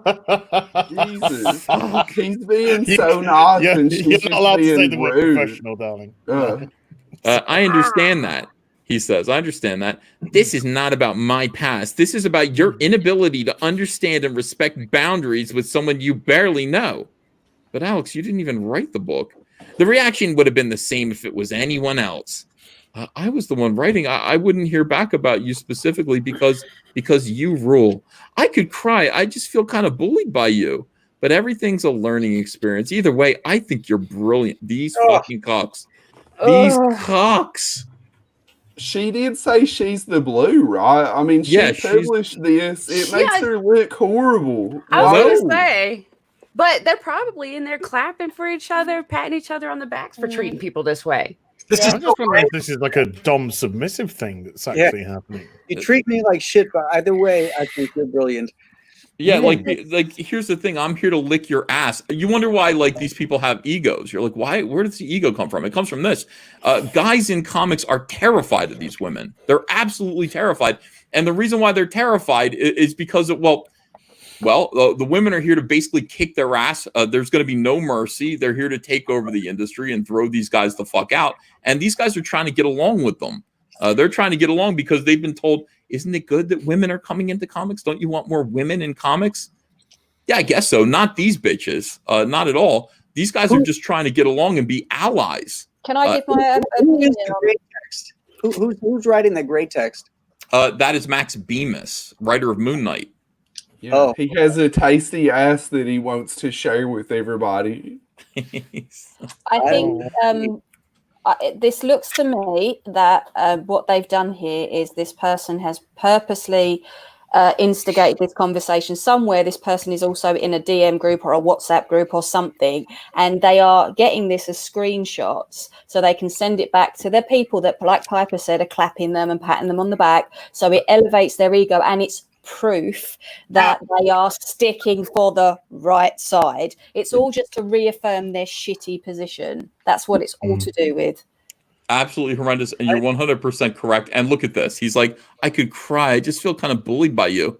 But either way, I think you're brilliant. And she responds with, hey, fun thing about emotional abusers, they love to make themselves out to be the victims, which is what you are doing here, rather than listening and realizing that you have, God, I wish I could read this whole thing. And then you have him responding with, emotional abuse? I'm legit confused. I do think I was inappropriate. That's why I reached out to apologize. Remember? Goodbye, Max. Do not contact me again. And then she posts this just to be like, yeah, Max fucking Bemis, ladies and non-binary folks. Canceled. Kicked his ass. Another one bites the dust, yeah. Woo! Got him. Maybe he's into S&M and bondage. This guy's a singer. This guy's a singer, right? Yeah, he's a singer, too. He's in a band, which is absolutely He's in a band insane. called Say Anything. Yeah. Welcome, John Malin, to the show. Hello, John. Hey, I'm glad I'm no longer being gate kept from here. You know what? Is that Deadwood Dale? Is that what really Deadwood Dale? Oh shit! That's true. If Ethan doesn't let you own his show, he is gatekeeping you. Well, the gate is wider. Now I can let 10 people in. John, and bow out of here right now. He can take my slot. I got to run. Okay, Graham, thanks for being in here. Hey, no Appreciate you, man. guys. I'm Watch not it, Graham. grooming you. Have a good night, everybody. Bye. Just got under Graham Nolan, he goes, God damn it. All right, look at this. You know, Middle Alex, square. Alex DeCampi proves what a bully she is, and she thinks she's a hero. That's how mental they are. That is right. Everyone's happy to see John. Hail, right. John. Yeah. Good so, to be John, here. Yeah, it's great to have you. I feel complete now. I feel like everybody's here.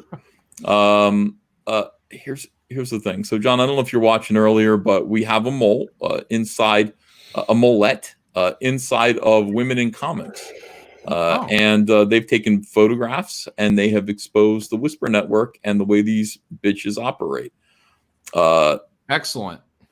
So yeah, we're reading this article today. This is great journalism. Dennis Barger, what do you think? I love it. I'm loving it. And by the way, Malin, we're both in Michigan, so we're holding up the Michigan corner over here. All right. Dennis Barger, represent.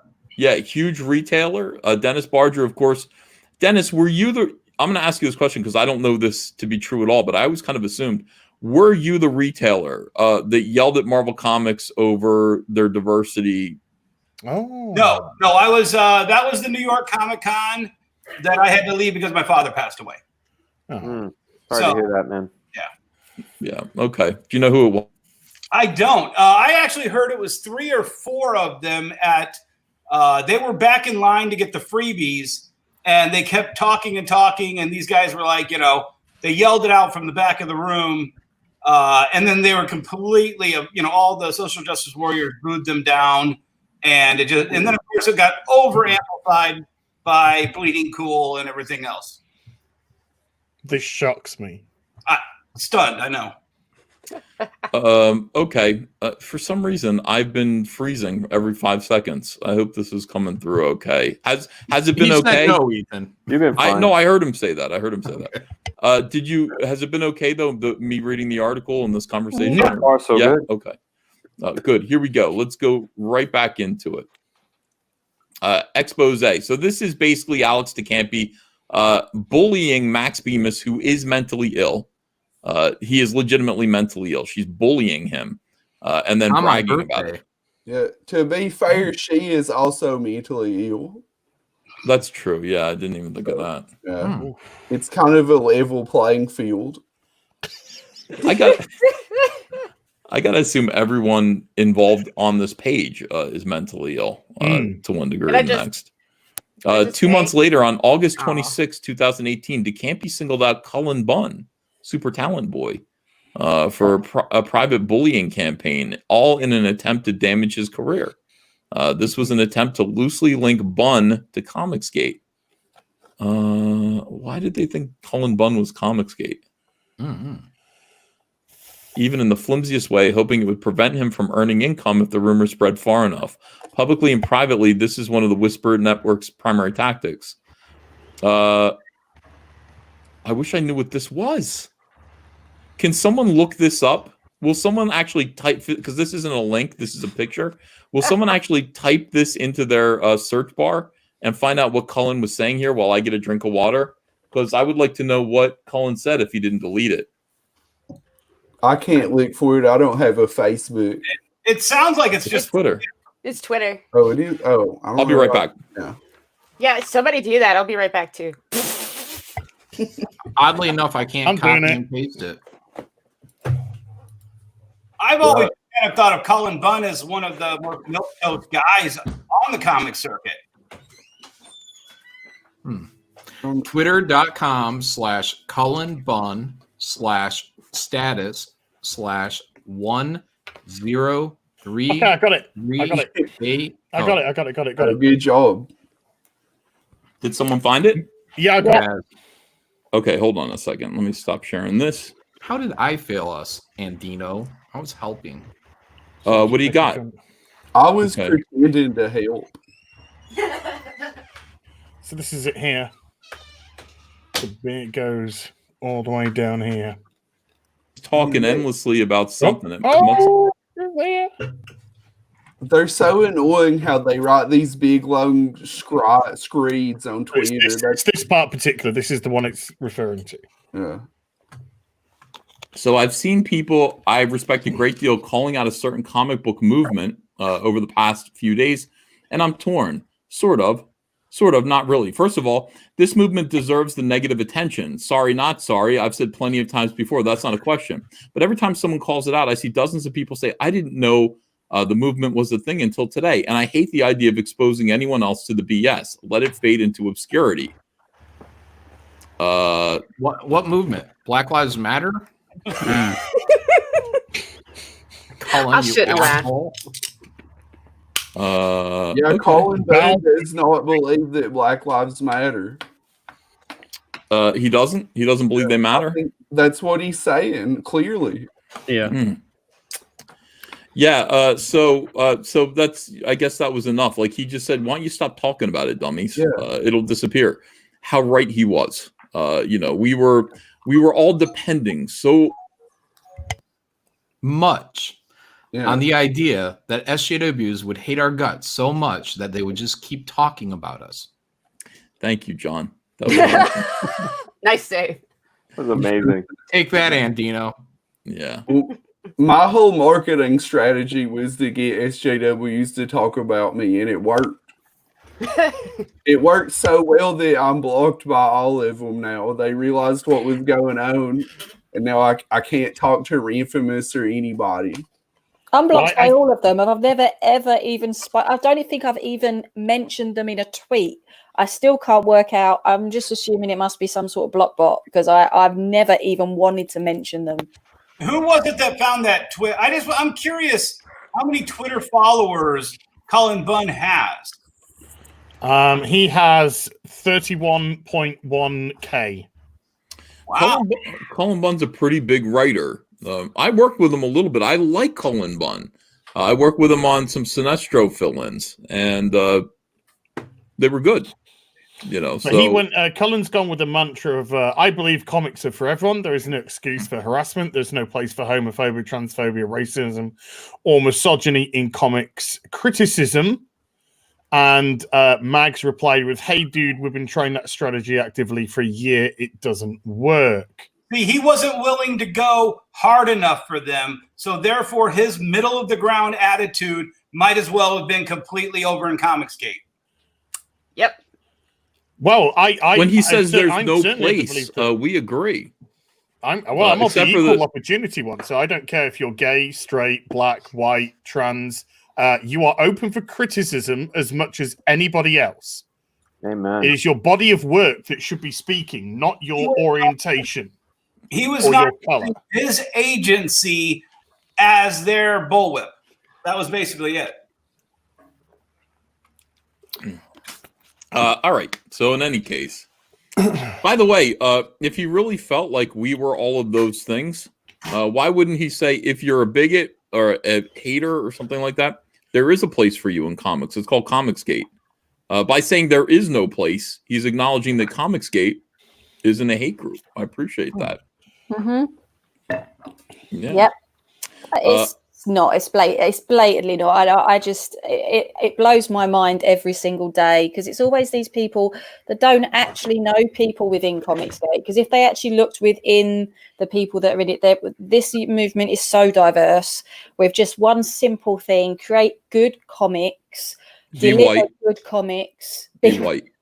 Actually, here we go. Colin here is saying he doesn't care what side you're on.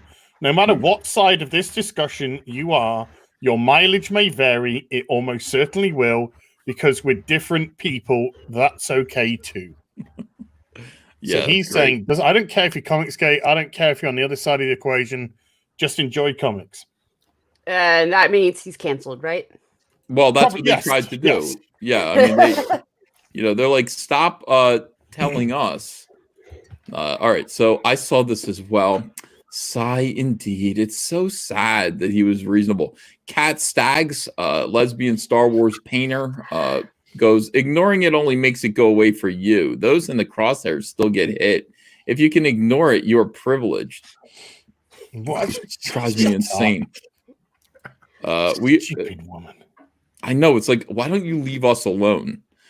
Janet Harvey says, well, at least now I don't have to feel like I have to read all of those collected 6th gun editions. I don't know what that is. It's his big book that got optioned 2 or 3 times.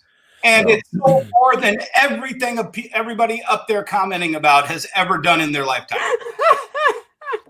I do kind of like the admission of we don't have to pretend to like this person anymore.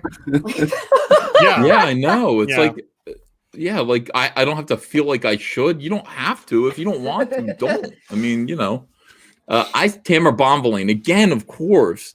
I stopped following him just recently because I saw him following one too many people in that Comicsgate orbit, though I don't remember who specifically at the moment. Context doesn't matter, Tamara. Context doesn't matter at all. No. It's just all based on who they follow. That's what you should judge. Immediately judge people.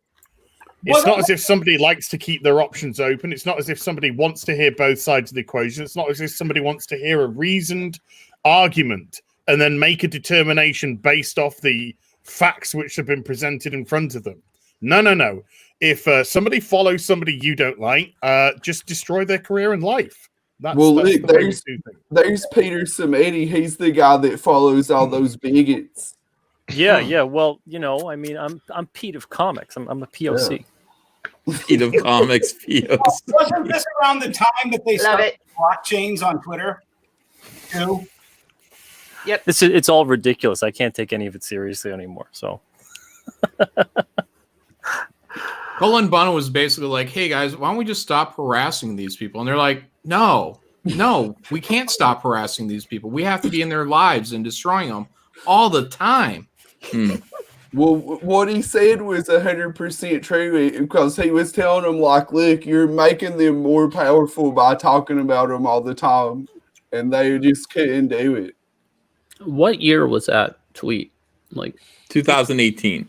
There was a time, it was probably like 2017, 2018, where it was very open. If you don't denounce Comicsgate, you're just as bad as Comicsgate. There was like a movement that was going around in comics, and that's probably why they all flocked at him like that. Yeah. Well, yeah, you're looking at it happening here. I mean, this but it went everywhere. Though. 2018 was like peak Comicsgate. This was post too, where they had to figure out how to get their particular message out. And if you weren't on their message 100%, you were off their message. Yeah. We got. But it wouldn't matter if you're male though, because if you're male, they're coming for you. It's just a matter of when. Yeah. You got to be beaten down. You've got to be subservient. You've got to go for meal and drinks with Mags to make sure that you get the okay to be in the industry, because that's the fucking benchmark. And then when they're done with you, when they have used your talent to lift them up, to give them work, to give them jobs because they have fucking none, because they're all there because they're ticking a box and they got no fucking talent. They got in with no fucking talent, and they are fully aware of that, and that's why they've got to guard and protect themselves. Because if this became a meritocracy tomorrow, all of these fucking cunts would be out this industry so fucking fast they wouldn't know what fucking hit the ground. That's the fucking problem. So they will browbeat, they will use the Scott Snyders, you'll get your Heather Antos to fucking cuck Snyder, you'll get your Mags to cuck Sean Gordon Murphy, ride the coattails, get their fucking rub, and then when you're done with them, push them out. Because if they get too powerful, then they might not be able to control you. It's not even push them out. They have to destroy them with this whole grooming stuff. Yes. Sean Gordon Murphy, what's his name? Cameron. You got Tom King saying, I pledge not to rape your face. That's what they got Tom King fucking doing. It's pathetic. And I will show you how far I'm willing to go. I'll attack Dean Cain. Yeah. Oh, what a man. Ridiculous. What a man, Thomas. High Desert Comics says, now that all this info is out, the big question is what now? The big question is what now? I want you to be aware of these people. I want everybody to be aware of these people. I want this. I want you to keep this link handy, and I want everyone to, caution each other about who these people are and what they do. When you hear them and when you see their narratives being spun in an attempt to destroy their fellow professionals, their peers, I want you to be able to identify the women and their cuck slave male feminist temporary allies and point them out right away. Now, this is for your information. It's for your benefit, and you can share it with other people just like they do. Do not be afraid of these people. Just don't be afraid of them. I'm going to go one step further. I pledge to never buy their books as a retailer. Do you think any other news sites are going to report this, Ethan? Do you think that's a good idea too? We could do that. We could go. We could report it to the Daily Caller. We could report it to conservative outlets that would pick it up. Other comic book outlets here. What are you suggesting, Dennis? I think people need to report it to the HR departments of every company that has these people working for them. They are the HR department. They are. They are. Then you need to go to the corporation that owns the company, the smaller company that runs the HR department. Because that's Sama Amanot, and Sama Amanot's doing nothing at Marvel. They've completely infiltrated. You have to understand when we say that SJWs have completely and successfully infiltrated the comic book industry and they've destroyed it. We're not just saying that, just for fun. It's absolutely true. There's no way to get them out of the comic book industry. The only answer at this point is to continue building our own. And that's it, because they're not going to change. They're not going to relinquish power. The people above them support them. And the people below them are afraid of them. So here we are. That's the reality of the situation right now. Well, and the reality is if I don't buy their books, I can go buy my Honeycomb and 8 copies of Wrecked Planet. I can go buy my 4 copies of Fraga's Kickstarter, like I've already done. Well, I have no Kickstarter. There is no Kickstarter. Indiegogo. Crowdfund. Not to be crass, but yeah, definitely don't buy my stuff. Buy Dan Fraga's Black Flag Pineapple Perception, available right now on Indiegogo. 170, 774. Oh my God. Yeah, absolutely support, Comicsgate campaigns. So you should do that. But I mean, it's, it is on us to continue trying to build our own comic book industry as best as we can. I sent this. Create books that people want to buy. I sent all these. Am I still here? Yeah. Okay. You're back. Yeah, I sent all these private having trouble connecting to unstable internet router. Hello? Jesus. I can hear you. I hear you, Poor John. Oh my God. Okay. I'm going to try this joke one more time. All right, go. I sent all this evidence to the Comicsgate HR department, and they came back and said, fuck them. I mean, but that's it, though. I mean, that's the attitude. We should just say, fuck them. Just be aware that this is going on. And the other thing is, when you're not aware that this is going on and you think this is genuine, it's terrifying. When they're coming for you, you think the entire world has just turned on you naturally, organically. It's not organic. It's completely constructed. It is a movement of weirdos who plan this out and try to destroy you and then laugh about it in private. So it's good, again, to just get the word out so that people can understand that. And it just, again, underscores the importance of Comicsgate. Can I add something here, Ethan, actually? The first time you and I actually had a conversation on Twitter, a back and forth, rather than just, a like and a retweet and whatever, was one of these SJWs who claim that they are so liberal and claim that they are X, Y, and Z, attacked me with anti-Semitic comments, and you jumped in and you defended me. So that's why I get very, very passionate and angry when I hear the things that are said about you, about everyone on this panel, and about Comicsgate, because I've had nothing but people stick up for me in where these SJWs claim that they are voices of the truth. I've had it personally from people here, not from the outside. The only time I've ever really been attacked by SJWs is from people that have said things that apparently they completely stand against. And I will always maintain that as long as I have a voice on a panel. Excellent. Well, you're always welcome here. You are awesome and amazing.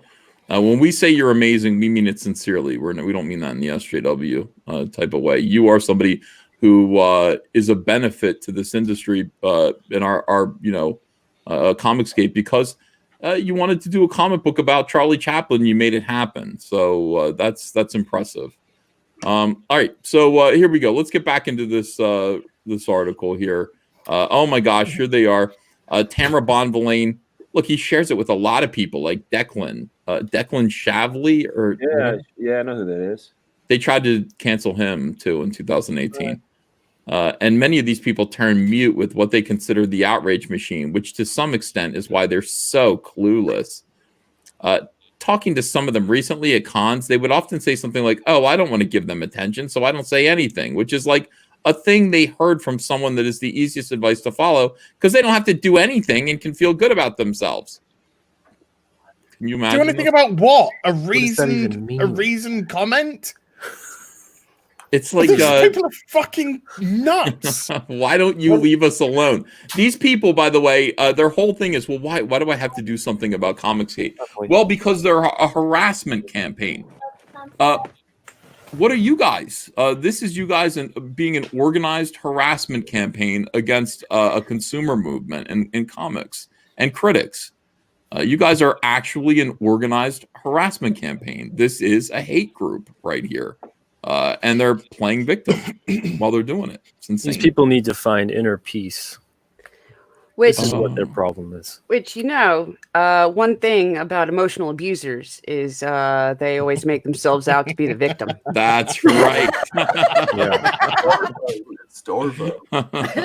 Oh my God. Hey, I'm going to bounce. I'll see you guys later. Thanks for having me, Ethan. Bye, Wenger. Bye. Hey, Wenger. Good meeting you. Back out.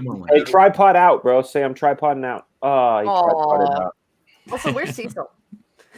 Where is Cecil? Oh, yeah, but Cecil. He's drunk, though. I mean, that's, Cecil's been drinking We don't all need day another long. chair incident, guys. Yes, Yeah. we do. Because I missed it live last time, so he's just going to have to pass out again. All right, let's see. No switch names keep popping up. Then most recently on April 17, 2020, the Campy began spreading unverified rumors that Dynamite Comics was not paying their contractors. I remember this. This was malicious in my opinion and was only designed to hurt the reputation of the company. She provided no evidence of her claims to my knowledge. Here she is. Hey, folks, I've heard from artist friends that Dynamite has basically stopped paying freelancers. And its accounting department isn't responding to anyone. So if you're waiting on checks from them or working away on books for them, assuming they'll pay, maybe make a backup plan. That was perfect. Great. Hail Coach Malin. Oh no, cool. awful. Ugh. This crazy woman here, Eva Hopkins, so surprised. Narrative's voice. She was actually not surprised at all, even a little bit. Fingers crossed that people relying on that income will be okay. Here's Mags Visaggio. No, you failed the audition, darling. Thank you. Move on. Mag's still obsessed with me and Zach. It's almost like taking $300,000 from EVS wasn't worth it. Where did she get this information that I gave Dynamite $300,000? Oh, why? That's why, Ethan. They took. You know what I'm saying? They're canceling Dynamite for something because of me. Because they did your printing. That's right. There you go. God almighty. Once Molly moved to DC, they stopped hiring me. It's almost like the editorial run by men didn't think about hiring women. No, maybe it's because you're fucking shite. Maybe. But lately, the campy hasn't been hiding her accusations and malicious behavior. It's just that no one's calling her out of it. So here's Mags, CEO of Dynamite, popped into a Comicsgate stream to donate money. Please consider that in the future. Look at this. Yes, he did. He came into Friday Night Tights. They did? When we were streaming. Yeah, he came into Friday Night Tights when we were streaming, and he dropped either $100 donation, I think, tip to Gary. But he gave $100. I was just watching Comic Tom earlier, and he donated $100 to them. There you go. You know, that's nice, man. Yeah, he's everywhere. Nick is everywhere. 486 likes. I would go just to the comment to retweets, John. Just do something. I would like to say that I get more retweets and comments and likes on really, really stupid tweets. Yeah, me too.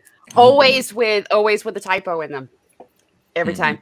It looks like Ethan is moving, but his audio must be out. No, I'm here. I'm you know.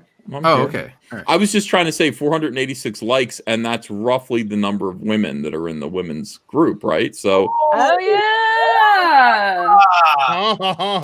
As we say over here, Ethan, no shit, Sherlock. That's right. All right.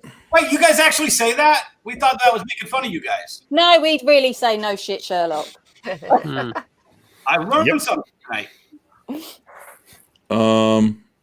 Let me see here. I might have to. People are telling me to close. It's a great insult as well.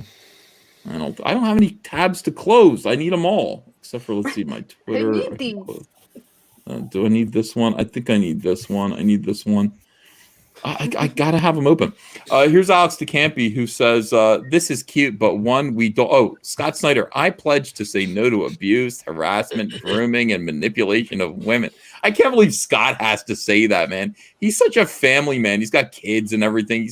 He's completely a company man. He's Heather Antos's bitch. Yeah, I know. Yeah. Are you with He us? is.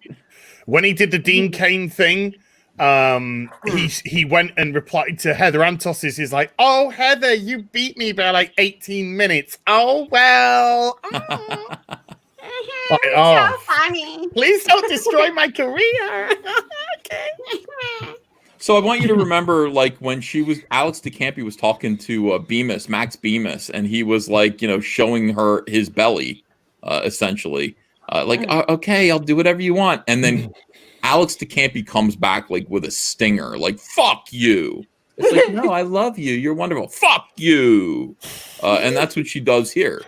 This is cute, but one, we don't believe you. And two, it goes way beyond this to things like speaking up and using your privilege to push change when you see that nobody of marginalized backgrounds are being hired as creators by a particular office, or they're only given token books. Scott? Get good then. Wait, so Scott's response is to take it out on an Asian dude. That's awesome. Yeah, to take it out on Dean Cain. This is a great sum up. DeCampi is the Zoe Quinn of comic book media. From what I've seen and heard, DeCampi has a deep personal relationship with certain members of the comic book media, which I believe is why she feels emboldened to say and do anything she wants with no fear of consequences. And from my perspective, DeCampi mirrors her Whisper Network comrade Zoe Quinn in many ways, whose deep and personal relationships with the gaming media are well documented too. That is what Gamersgate actually was about. That's right. So look at this. You've got, by the way, here's Rich Johnson from Bleeding Cool. Duncan Jones' next project is a graphic novel titled Maddie. And this is about the $366,000 Kickstarter. Jones is now working with legendary comic creator and innovator, former Bleeding Cool columnist, fifth column. No, you got it right first time. Communist. Alex DeCampi, like just effusive praise. Here it is again. DeCampi is one of the greatest living comic book writers, says Rich Johnson. Wow. Dang. I mean, this is like, you know what I mean? Does Like, Rich need to take that pledge? Think I used to about the think that bar. Bleeding Cool was a tragedy. Now I realize it's a fucking comedy. What has she got on him? Think about the bar that is set too. This was May 6, 2020. The bar was pretty much non-existent. Yeah. Rich just likes causing shit. He's in for any chance he can get, just cause shit. That's what I feel like this is just him kind of acknowledging the Whisper Network and sort of smirking at it and paying fake homage to it. You know what I mean? Where's I feel like it's him article begging not to be on canceled. how well Cyberfrog? Where are those articles? Well, because I don't have power over him. I mean, I don't have a. Well, I mean, we've got comics. Well, no, I mean, as comic book media, mainstream comic book media, where is his articles on the largest crowdfunded comic of all time, and how great it is that an independent creator has smashed all the records without the backing of a massive organization and opened the door for many creators to come and do their own independent work and make good money. Inconvenient truth. They don't care trying about to that. look for this article and I can't find it. This came up on a stream last night, but do you remember when you told me years ago DC was concerned about things like Kickstarter and stuff? Are say you that fucking again. a voice box? Like, do you remember like being concerned about Kickstarters, DC Comics and stuff? Mm-hmm. Was that really a thing? Like, as a company and publishers, they were just totally afraid of that? Yeah, that's one of the main reasons why DC and Marvel personally do not like Comicsgate, because we encourage people to do Kickstarters and to break away from what they do. I mean, right now, look, Shane, they've got you. I mean, they had you. You spent dozens of years of your life, I guess. I don't know how long you worked at DC, but you spent all these years of your life drawing their characters for very little money. Right. If you realized that you didn't need to do that, you'd make a lot more money and own your own stuff, you would leave. I know for a fact, Scott Snyder had a book called Severed over at Image, and they were trying to get him out of Severed really hard. DC was. His colorist got laid off because Scott was going to have to wrap it up because DC said you can't go do any more Image stuff. And then he went back over to DC for a whole nother string of books. So they fear Image. They fear everything that isn't the big two. Yeah. My thing is maybe Bleeding Cool, The Beat, all these other news sites won't report anything Comicsgate because they're being paid by other comic companies. And you guys, Comicsgate in general, just as a business model, is a direct threat to their model. Oh, absolutely. That's how I've always felt about it. But I think they're the access as well, media. from what I'm seeing, and especially the route that I'm going down, is big companies with big IPs that want something that is theirs to make money, but not invest in it themselves, because obviously at the moment it's a very precarious world out there. They are happy to give these IPs to crowdfunders because it's not costing them anything, but they're taking their percentage. And I think the bigger companies are very scared of this because they're going to see a lot of the IPs that are coming out of copyright or that are up for renewal not finding themselves in the hand of these big companies. They're going to be going back to whoever created them or whatever the situation is, institutions that own them, and then they're going to be fed out through crowdfunding because it is the way forward. It is a great way for these big businesses to get maximum output without maximum financial input without actually having to put much out. Someone else is doing the work for them. And it's called access media. Yeah. Essentially. And if you want to go even further, all you have to do is, if the big story of the day is, like Eddie Berganza story, and DC is screwed, and you go over to, say, maybe Heidi McDonald's site, and if you see a giant banner that is promoting a DC comic, guess what story got buried in the middle of the day? You know, Yeah. and all you got to do is look at their banner ad to see who they're taking money from and look at what stories they're not talking about. True. All right, that is true. That is a good way to look at this too. All right, let me show some campaigns here. I wish John Malin's campaign was up. Graveyard Shift 2. About a week away. It was so good. Everyone's getting Graveyard Shift 2 in the mail now. It is really, really, really excellent, and congratulations for that. Congratulations to whoever got that golden ticket. It wasn't me. It might have been me. 105 have been claimed already. So there's 4 out there still. I know. You know what? I want to post an official complaint that there was a campaign to not give golden tickets to someone like me or Ethan or Cecil, because if we won, it'd be like, oh, that's your homie. So you made an effort to not give it to us, and that hurt. Not true. Not true. Actually, they're all put in randomly. So I I'm have no idea. British and you're racist because I have no idea where they're going. All right, fine. Well, do as you're told. The Ballad of No by your boy Zach's picking up some backers tonight. Thanks for supporting Zach. Comic or Cyberfrog Unforgettable Tales 1 and 2 is going out. It's going out. We're getting copies in about a week, and next week, the 15th, and we're going to begin mailing them out. Now today, the ladies enveloped and addressed all of the Vespis trading cards for people who signed up for early notifications for this campaign right here, Cyberfrog 2 Wreck Planet. If you signed up for those contributions, yeah, then you'll get these PVC toys. If you got the Honeycomb edition, you also get the Salamandroid. But all backers will get the Cyberfrog. Wonderful. That is right. So thank you guys for picking that up. Everybody's getting a Vespis trading card. If you signed up for notifications, they're going out. I think we got 1,500 of them in the mail. So, oh no, not in the mail. We have to go buy stamps and put the stamps on there tomorrow.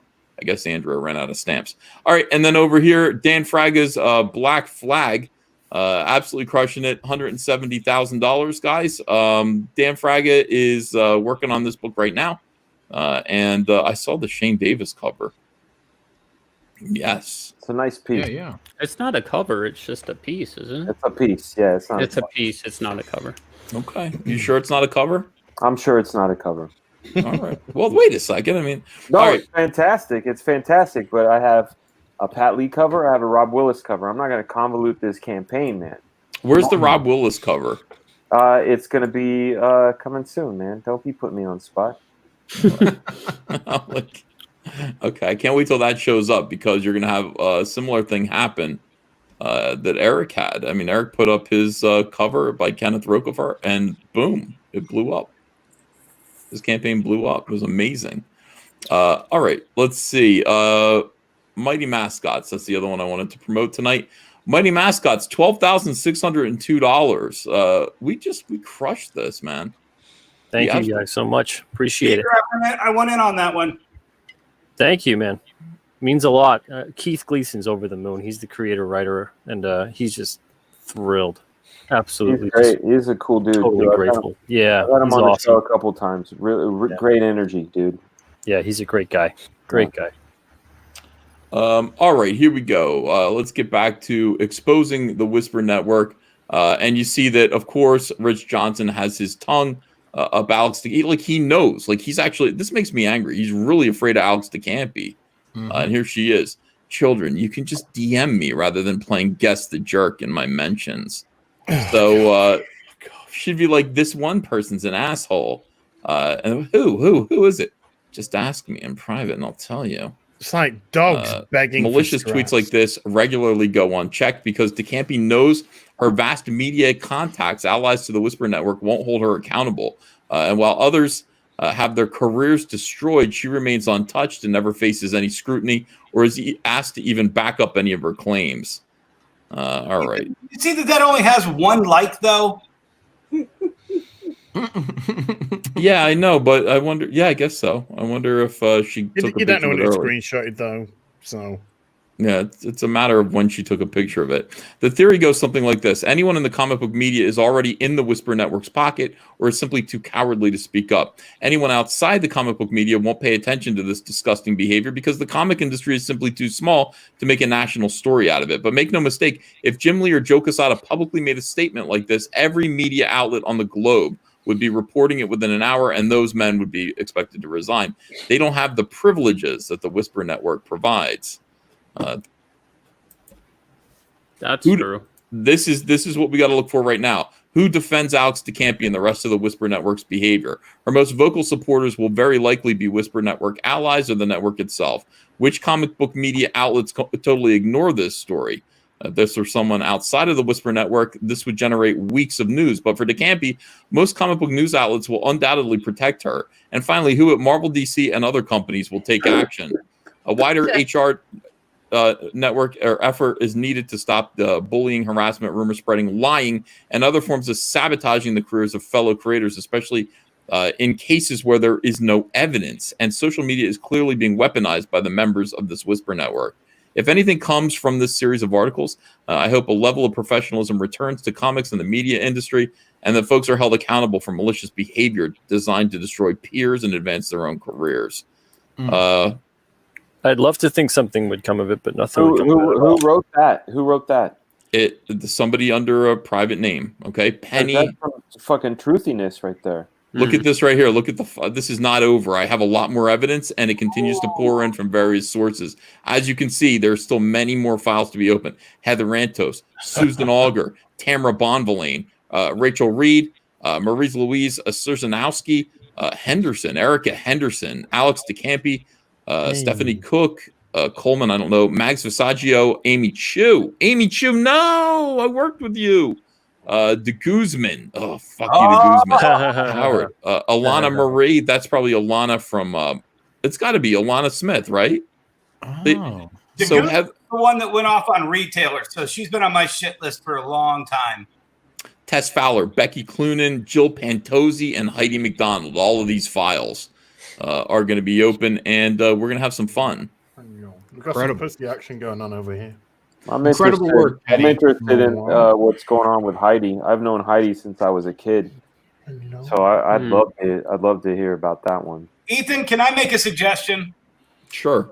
You need to have the Comicsgate's Pulitzer Award, and you need to award it to Bleeding Cool for busting that story, because nobody will give these guys an award but Comicsgate. There are people saying the person that wrote it was in the chat. No, I think the person. I think Bleeding Fool is in the chat. I know the person who wrote it. I know who wrote it. Oh, okay. And I don't think they're there. But they need a Pulitzer. They need the equivalent of a comic book Pulitzer for that. Or a high five. Actually, the Heidi McDonald one bothers me the most, considering she runs a news site like that. Yeah, right. Fraga. Well, this is the access media. This is what gets fed. It's just par for the course. Yeah, the narrative gets fed. What's up, Dennis? I'm the Phil Land of the Hollywood Square right now. Nice. Hello, everyone. Yeah. No, this puts Heidi on total suspect now for everything she's ever reported and never reported. Well, yeah, that's a funny thing because, as far as, I only know what I know, so I'm going to bring up my book, Black Flag. That book was supposed to be reported by Heidi. She's a friend. That book was supposed to be talked about on Cartoonist Kayfabe. That's a friend. And then the shit does not, because there's this hate on. For everything Comicsgate, and they really don't know. They're just reading what they're writing. It just seems like hate for hate's sake, and it's, you know what? I've heard this term. I heard this term while I worked at Mattel, because one of the guys I work with, fantastic dude named Audu, was a LARPer, live action role play, and they would do like barbarian stuff and they dress up. What they're doing feels like LARPing. It's like some Days of Our Lives, yes. All my children LARPing. Did you know? Oh my gosh. And again, I've talked with Az about this, the idea of exaggeration. Everything is exaggerated. You know, a simple, hey, can I buy you a drink? Can I get your number? Is now harassment, right? You got to fucking. Well, no, it's almost like assault and grooming now. Yeah, no, but you got to turn, turn that fucking dial. Like it's not a 3, it's an 11. You know, and it just seems, just from Ethan's reading of this article from Bleeding Fool, everything is dramatized, everything is turned up. It's gatekeeping language. It's what I call gatekeeping language. It's language which is meant to make weak people back down immediately, or people who just think they're regular Joes immediately back down. Because when you hear, for instance, like you just read a comic, and then next thing you're being called a white supremacist, Nazi, groomy, whatever they want to call you this week. And normal people would be like, whoa. I go back. Be I'm going to say it again. Yeah. I'm going to say it again. I would be known like that. This is fucking knitting. It's authoritarianism. Can I just add? You made a really good analogy there, Dan, about LARPing. I used to reenact my era was the First World War, and let me tell you, half the people that are doing all this crap, they wouldn't last 5 minutes as a reenactor. I tell you what, when I reenacted, it was like muck in with the guys or go home, because that's what the women would have really had to have done. I used to reenact as a group called the First Aid Nursing Yeomanry, and their nickname was the Fannies, which obviously means something very different here than it does in America. So, like, seriously, you had to take the bants or you went home. If I got soaked in the rain, I was a wet fanny. If I didn't buy drinks, I was a tight fanny, right? But if I didn't join in with it, oh my God, can you imagine like some of these people being involved in that? The amount of harassment claims, it'd be the most ridiculous thing. It absolutely blows your mind. Yeah, it's some insanity toss. Well, it's 100% LARPing. You know, they needed villains, so they created villains. They turned their peers and their friends into Nazis and white supremacists so that they could turn themselves into heroes. Yeah. So Dan, you were Fighting saying the cause. Dan, you were saying pretty much you got none of this coverage just because of declaring Comicsgate. Oh yeah. No, I had all kinds of people excited about Black Flag. The second I said Comicsgate, I lost an inker, I lost a cover inker, I lost support, I lost news coverage, I lost channel support, I lost all kinds of shit. And that's fine. And Shane, you and I haven't talked about this, but I've talked about this on other channels. When I said I am Comicsgate, I met a magical genie who said to me, would you like to know where you stand with everyone in your life? That they gave me that wish. And I said, yeah, okay. It's almost like, would you really want to be able to read people's minds? Find out that, your best friend thinks you're a dick or whatever. Like, would you like to know that? When you come to Comicsgate, you get to actually take that wish and say, yeah, actually I do. I want to fucking know. I've been in this business for almost 30 years. I want to know. Like this person I think is my friend that I'm down with, am I? And this other person that I don't know is even down with me, it turns out is like my fucking ally. I had no idea. That's what coming to Comicsgate has been, and it's been amazing. Burn away the chaff, see what is right and good. And yeah, I lost some shit, but at what price?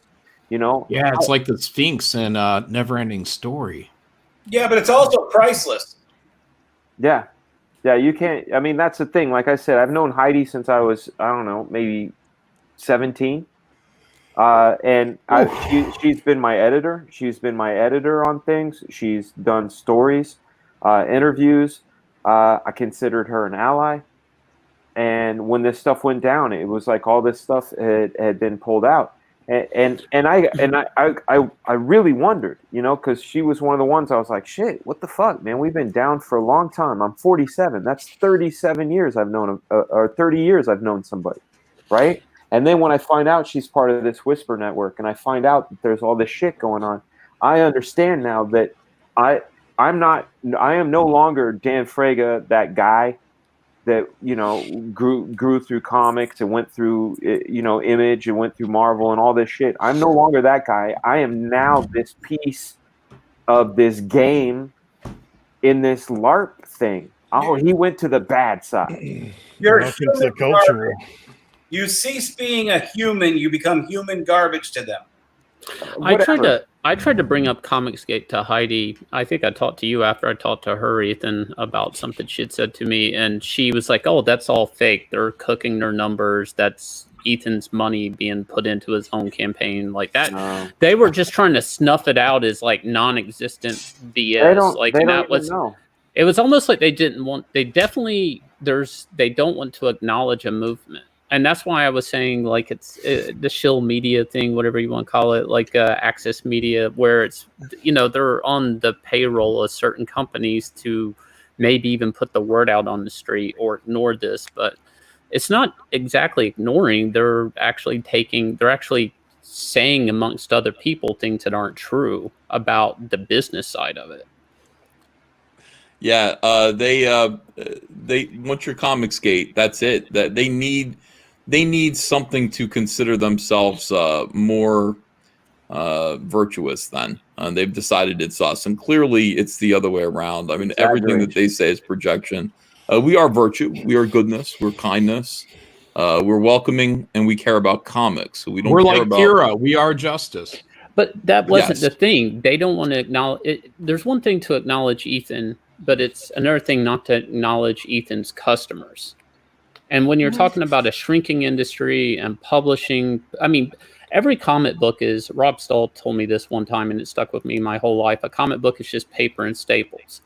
That's all it is. Your comic, my comic, it's all just paper and staples. It's what you put into it, and then you expect somebody to buy that. They're not acknowledging the customer base at Comicsgate at all. It's not even exactly who's making the comic book. It's really the customer movement.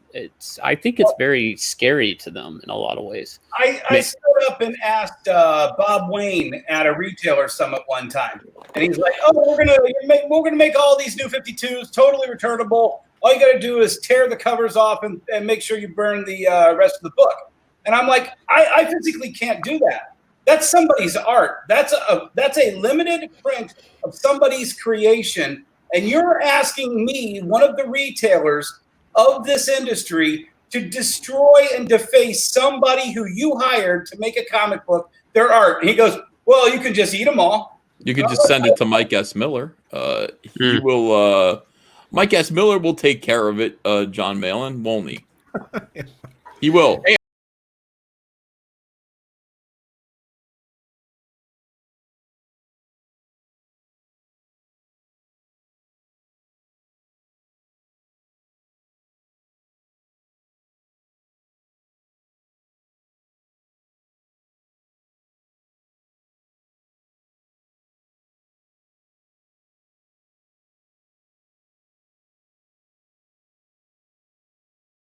Baby, light my fire. Sorry, John. I ran right over you. I didn't know you were going to say something. No, Sorry. I thought you were going to put the doors. Out of me. I thought you were going to put "Come On, Baby, Light My Fire" by the Doors. I really did. Can we just acknowledge that John Maiden looks like the Thug Life meme at the moment? Like he's got He looks good tonight. He's got John the got his hairstyle. I cut my own hair. Was it date night, John? No, that's in about 2 weeks for my anniversary. Wait a second. Your birthday is that close to mine, and your anniversary is that close to mine? What the fuck? 14th? Nah, my anniversary is Jack Kirby's birthday. Look it up. August 28th, yo. Yeah, but mine's the holy number, the 23rd of June. That is okay. That is just okay. imagine, talking about before though, just imagine how many of the people have been buying comics from Indiegogo and from independent creators. They've come from being pissed off with the mainstream. Just think about that revenue which has gone out of the mainstream. Well, look, it doesn't. I don't even think about that. I don't think about punishing them. That's not even in my. I just think about us succeeding. I don't care about the mainstream anymore. They're ridiculous. Seeing this information, you just realize that it's almost like guys, the people who are still on the Titanic, it's sinking. You see, this is why. I mean, this is why those of you who still think that you can negotiate with these people and secure your place there, not even Scott Snyder can do it. Scott Snyder is the most innocent and most powerful person It's actually at DC Comics. Your Titanic reference. It's the people in steerage getting up onto the top of the deck and going, "Oh, look at all these empty first class. I'm going to go grab a first class suite." Yeah. So I don't care. Like, I'm not going, look, guys, you could have had these customers. No, they can't. They're my customers. And I care about all of us, succeeding. I care about all of us being allowed to do comics without having to answer to these people. Imagine this. Imagine if they had control. Imagine if we had to bow and scrape like Max Bemis. Yeah. Imagine if we had to bow and scrape like Max Bemis to people like Alex DeCampi. We don't have to, and that's what Comicsgate is, in my opinion. Yeah, but they're all doing it. Scott Snyder's doing it. Bloody Sean Gordon Murphy's doing it. Tom King's doing it. All the people that should be bossing their industry right now, they're all subservient to these fucking talentless. They still think there's hope, No, they don't. They still think there's a chance that everything's going to work out. It's not. They just don't want to be targeted. No, they want to be the last one to get the Hollywood deal before the ship sinks. Yeah. Yeah. Well, they're not going to get Hollywood. Well, they're not going to get Hollywood deals, but they are the ones that just like if we subsume, we'll be the last ones to be targeted. So we'll just keep on making a few bucks, and then when it's our time to get fucking destroyed and have our lives absolutely annihilated and have them come for our family, like they've been doing with Sean for 3 times now. Max has gone for him 3 times, failed 3 times. I just want Sean to turn around and just tell her, go on, Sean, just say fuck off. I want to ask Ethan, I want to ask you a question, because this is something that's interested me for a while. If you bumped into any of these people when nobody was around, I'm talking about these people that are giving you this hassle, like the Magses of this world, like these sorts of bump and things. grind? No, as in just, you see them in the street or somewhere. That's what I mean. Do you really think that they would give you the sort of shit they give you on Twitter, or they'd actually be like, "Oh, hi, Ethan. Oh, yeah, and then try to scurry away really quickly?" Because I don't think they'd have the balls. They wouldn't have the balls to say anything to you like that, like they do. I went to a comic convention recently. I showed up at a comic convention in New Jersey, and my table was flooded with people, with fans, waiting for me to get there. And when I got there, it was awesome. It was a party. And I looked around me, and I saw everyone else at their tables trying not to make eye contact with me. And I think that's the state of the game. I've still got the heart and minds of the fans. And the professionals are guilty and complicit in trying to destroy my life. Those that know that I'm not a white supremacist, and then the rest of them think that I am. So that's the case. I think if I bumped into them, they'd be like, they'd probably turn their nose up, to me and try not to talk to me. I think that's kind of the case. I was in New York City Comic Con as well and walked around Artist Alley, got right in the faces of like Cully Hamner and all these just heinous, odious SJWs. Talked to him, gave him my book, and all this stuff. And wait, you talked to Cully Hamner? Yeah, and your boy Dave Johnson. I went up to him. It was just what was the reaction? I have to hear this. They were talking between, and I went, "Hey, Dave Johnson, it's me," and he went, and I said, "How you doing?" And he shook my hand, and I said, "This is Cyberfrog Blood Honey, guys. Here you go." I said, "You have a good one, Dave." And that was it. And I basically walked around and did that to everyone until we had to go out with Cecil to go get dinner. But it was a good time. It was a very good time. And Billy Tucci was like, when you walk down the aisle, like I had a whole group of people with me, like behind me, following me. He's like, when you walk down the aisle, it was like Darth Vader walking in the room, like down the aisle, like everybody was whispering, just like, "Oh my God, it's fucking Ethan Van Sciver there." And no, I mean, if no one, like none of these people are around. I mean, like you just bumped into one of them in like an elevator or something. Mark Wade would run, wouldn't he? Mark Wade ran away from me. Literally ran. So if he's trapped in an elevator, we have to assume he'd pee himself. Yes. I don't know. I don't anticipate that kind of a thing happening. I think I would be like this to them, like this. Hi. And then whatever reaction I got, I would get. I shouldn't say Darth Vader. Andrea gets so upset. She's like, you kind of take glee in calling yourself Darth Vader. She's like, that's not who you are. Don't do that anymore. Because Andrea loves me and knows who I really am. But I hate these people. I really do, with a passion. And I love that they see me that way. I think it's they're bad people. They're cowardly or they're cruel bullies. And for just, I can attest to it. Some of these guys in Whisper Networks years ago that Ethan's talking about, I literally had it out for him, calling and starting ruckuses, just starting debate, calling him Nazi and stuff. And one of the people he mentioned literally came at me, yelling at me, because my argument was, what do you guys expect? They'll fire him. They're still going to print his work. They're still going to pay him for royalties and stuff. I'm like, there's no point in trying to get him kicked out of comics. And they're like, so like a kid. That was their comment back, capital S-O. So Shane, why? So Shane. And I'm like, you're acting like a juvenile. And so to hear him say this, I didn't know you approached him. You've never told me this, Ethan. That's why. That was in November. That was this past November. Yeah. Okay. That's just interesting. I mean, that's a set of balls you got. That's all. Like, I wish I was there to see it. That's all. Why would you be afraid of these people? I wouldn't. But I'm like, that's such a gangster move. I'm like, and I just wish I had seen it. That's all. I was at a convention last August, and Donnie Cates was 2 feet from me, and he really made it so that he wouldn't look at me at all. You could tell. It's like that feeling of when you know someone's trying to not look at you, and that happened about 2 or 3 times, and a couple other people too that were creators that really came out to say some horrendous things about me. And I when wouldn't look at you, up and Peter. down the aisles, it was just funny to see the faces go down. They see you, then they just go right down. They don't say a word. In all fairness to Donnie, you probably had to ask permission to look at you. So let me pretend to get back to work. You know, that's today I got the 5-year anniversary of San Diego Comic Con, the first day, and my post was, "Hey, I just saw Mark Waid," and his only reply to me was, "Fuck you."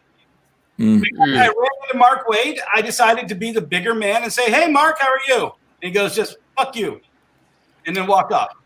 You know, I've never been to San Diego Comic Con, and what makes me really, really sad is now there's no point going because all the best years are behind. And I think that's so sad, because I would have loved to have gone a couple of years ago. I think they had like there was an X-Files panel and a Walking Dead panel, and I remember really wanting to go and couldn't because of conflict of things at home. You wouldn't have been able to get in, so don't worry about it. 20 years ago. I'm sorry to say, you say a couple years ago.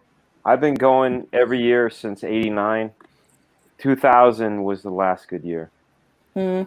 It hasn't been good for a long time. Well, we're going to do our own comic book conventions. For the fans, we're going to, for the Fans Fest, we're going to all meet each other. We're going to have a great time. Yeah, I mean, Dennis is a retailer who's going to, they're like, good luck getting vendors. I think we're going to get some vendors. Dennis is going to be one. Larry's Comics has said he would be one as well. We'll see who else wants to set up and actually sell some product there. But even if Dennis and Larry are the only two, we're going to have a lot of creators setting up and selling comics. I think Pete's going to be there. I hope Pete's there. Pete, are you going to be there? Where is it? Orlando. And when? May of next year. We'll see. We'll see. Because when I take time off from everything here, even when I do a small show for like a weekend, I get like 2 weeks behind on everything. Well, get 2 weeks behind because it'll put you 2 years forward with all of the fans that you're going to meet. Know it now, Pete. Know it now and prep for it. Get it done.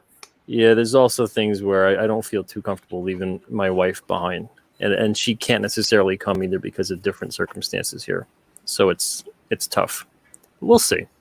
Okay, well, we hope that you'll come. I'll be there in spirit. If you do a panel, I'm happy to show up digitally. Okay. We're going to get most people there. We're going to try to get everybody there. Pete may or may not be there, but everybody else will be. And it's going to be a good time. Like I said, guys, it's all on us. We can build it. You know, we need a dunk tank. I'll send a representative who just has an Alterna hat on that's connected to a wig, and some sunglasses, maybe an Alterna shirt, maybe even the headphones. Who knows? And then that could just be me, stand-in Pete. I guarantee when you all meet me at CGCon, you'll do this. Because when you realize I'm 5 foot tall and you'll hear that hello coming from somewhere, you'll have to look down. Are you that small? Are you serious? You're 5 feet tall? Yeah, there's a running joke in the CG ladies that we want to have this picture where we're sort of like Russian dolls because we all go like this. So we're definitely going to have that sort of, yeah, I am that small. I'm Charlie, 5 foot. I told you. You have no idea how excited I was when I found this out. I said to you, Charlize, I said, you remind me of my wife. My wife is 5'1". So like, that's funny. Yeah. People are asking John that he got a real haircut. Now, John said he cut his own hair, and I don't believe him. I do. Oh, He's an if artist. it turns man. you on, you'll see it just get funky. Oh, shit. Oh, yeah, he cut his own hair. Yeah. Just the buzzers. I was like, that'll work. All right, let me read some super chats here. Thanks everyone for sending them. Appreciate you guys, and we'll see if we can answer some questions.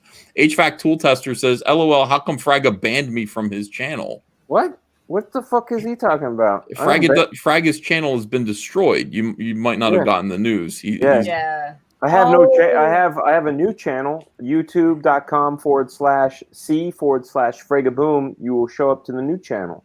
I know what's happened. He's got the paused email, and he thinks you've actually physically paused his membership. That's what it's probably. Oh is. no way! And all members will get their stickers and all that. That I'm not stopping. YouTube cannot stop the train. No, we started a new channel this morning, and thanks to guys like our man right here, Az and Nick Ricada and Red Valkyrie. And all you awesome people on Twitter putting the word out. We're up to 1,500 people. I got to put my time in, get remonetized, get those memberships back up. But I don't ban anybody, man. My channel is wide open. Cool. Hatch 450SX says, Wanger just got Super Harem. Looks great. GMTC Podcast says, got my Cyberfrog Vampirella variant. Gorgeous work. Yeah, those are all shipping out. Cyberfrog Vampirella, Salamandroid, Vengeance of Vampirella cover went out this week, so you guys should be getting them.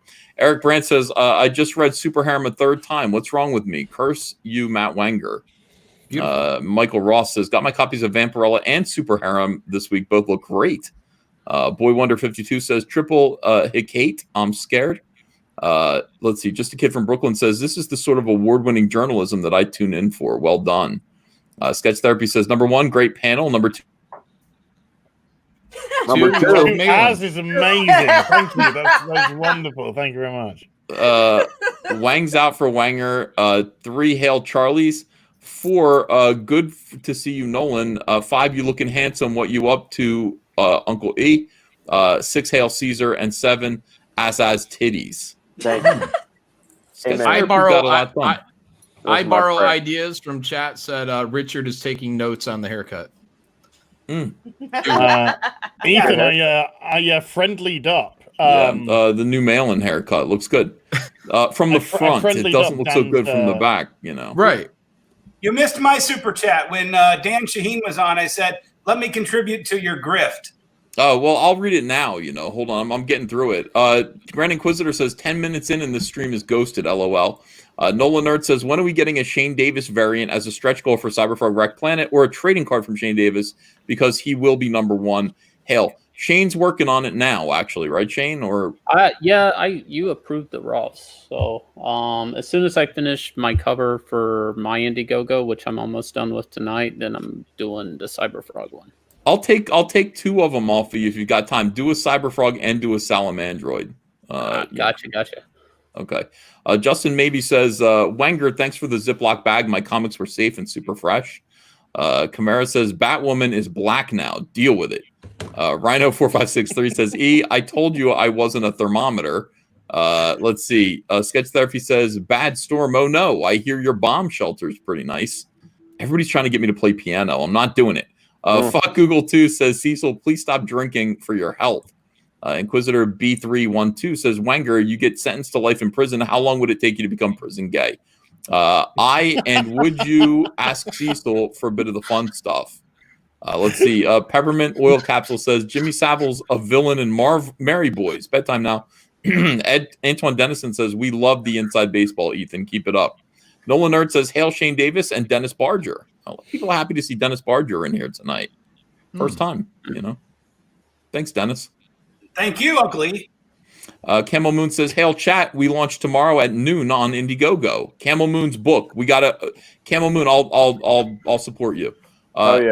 Yeah, we'll promote you and get you going. Andrew Sabina says, so who's the mole? Gail Simone or Heather Antos? No, I don't think so. Optimus Deadpool says, hey, EVS and panel. Charlie's, what are you doing? You got a show in an hour. Charlie's. No. He just DM'd me and said, take your time with E. We'll go on graded after you finish. So okay. Dennis Barger half says, his panels here. I know, right? Dennis Barger says, let me contribute to your grift, Uncle E. Thanks, Dennis. $5. I love it. People Circus says, Phantom on Indiegogo, just 2 days to back the art tier. Unhinged Entertainment says, a sexy panel today. Christian Nomad says, Dan Shaheen loves being ignorant. It is his shield. I know I had to bring him in here and make him look at this, you know, because it was fun, but he couldn't take it for very long. Do you think he left because he was uncomfortable? I do. I showed up. I showed up and he left. That's what it boiled down to. Put on the glasses. No Dan. Oh, this was earlier on this stream? Yeah, we had Dan Shaheen in here. No more than one Dan. He made an imprint of himself on the wall. He left so fast. Nolan Nerd says, I love hearing EVS say Barger, doxing myself. That's my last name, and he pronounces it right, unlike a lot of people. Hail Dennis. Mike Jenkins says, Alex DeCampi can't sell a friggin' comic to save her life.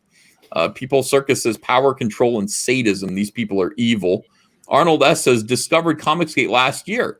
Congrats on quality and fun. Oh, we love, see, that's the thing. I've had a lot of people say to me, well, you know, some people left Comicsgate, you know, when this happened or that happened. I think it's just a churn. I think people leave and new people come on board. As you can see, these are all, with the exception of John Malin, these are and Pete, these are all new faces from 2018, right? Yeah. All new faces, all big stars. That's kind of the way things go. So it's a good thing. It's a good thing. Let's see here.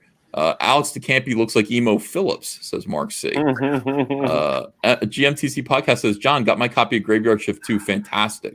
Beautiful. Thank you for backing. Appreciate it. Read it tonight because I had a really good time reading it. Mark Polton is a much better writer than I even thought. You know, I read one of his Hawkman books and went, yes, okay.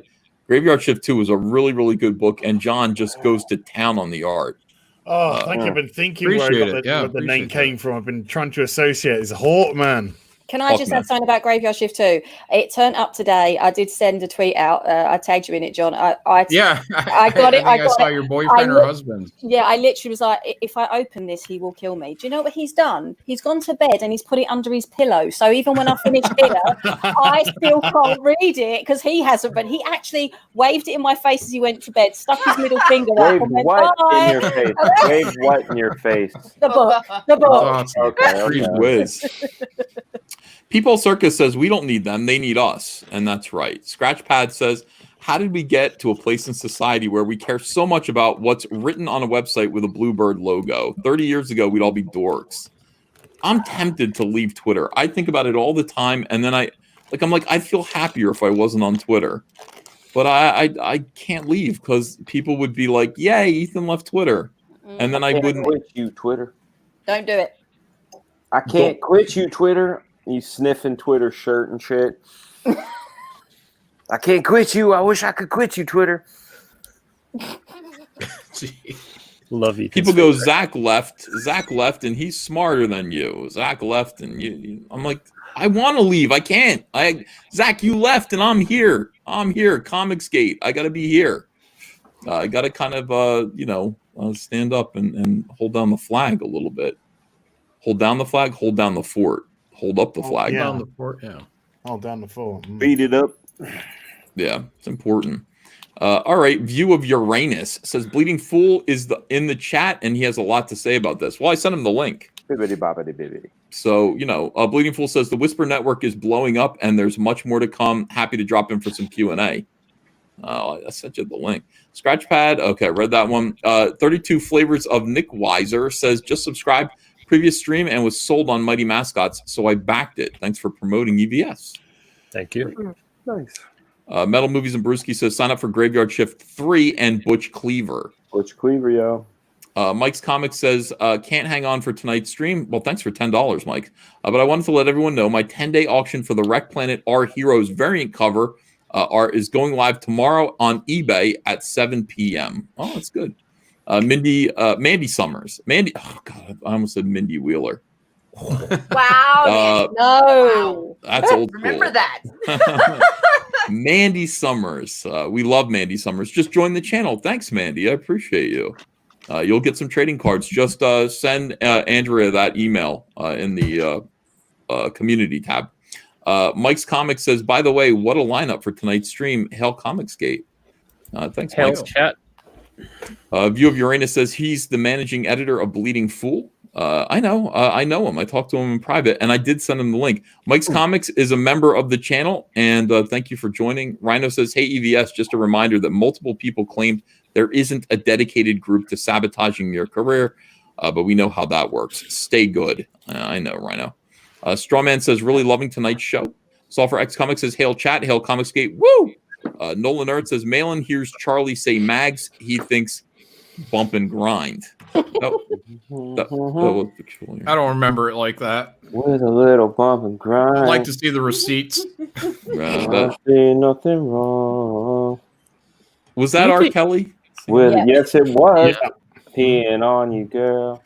Peeing on an underage child. Fucking. Do you think this information is going to have any type of bearing on these people in the future and anything they have to say, or that we know that they know that we know? What are you saying? Well, just like it's like, that the boy that cries wolf thing, right? Like if they go and say something publicly like, oh, this, cancel shit or something, does this whole information just kind of take the wind out of it? I wouldn't believe Max if Max told me their name was Max. I think they're going to do a couple things. They're going to do a mole hunt. They're going to throw something out there that they tell the upper echelon, don't say anything about it, just to see if it gets reported.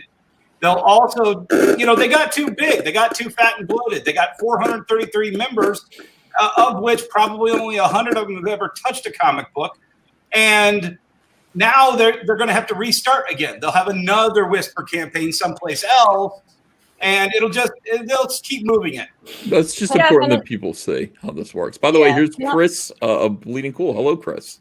Hey, guys. What's up, Thanks, Chris? Ethan. How's it going? Hey, man, I am in the presence of greatness here. I swear, I've got a heart on. You guys are awesome. We're making it hot for you. This is Comicsgate Live. And all of the biggest Comicsgater creators and voices are in the stream right now. So welcome, Chris. You belong here.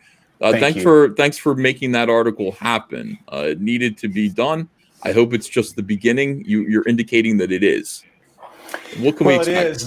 The source has got the scoop on everybody. Apparently, there has been for many years this secret group, and we've heard about it. And people can't keep their mouths shut. And they see Comicsgate. I think they see successful men in comics that aren't like the Tom Brevoorts, that aren't like the Joe Quesadas, men who just want to do their own thing. They don't want to toe the line. They don't want to come out like Tom King did and do his pledge that he's not going to abuse people. Do we all need to do that now? Is that really the no? We already wrote our pledge and everybody took it. It was fuck bitches, make money, get money. I think the official term is to puss out. Yeah. Soy. Too much soy. And Chris, you've known this. You've known this, Ethan. Yeah, of course. I would say this. I said, people go, well, why are they doing this? And who's doing it and what? Women in comics. What the hell?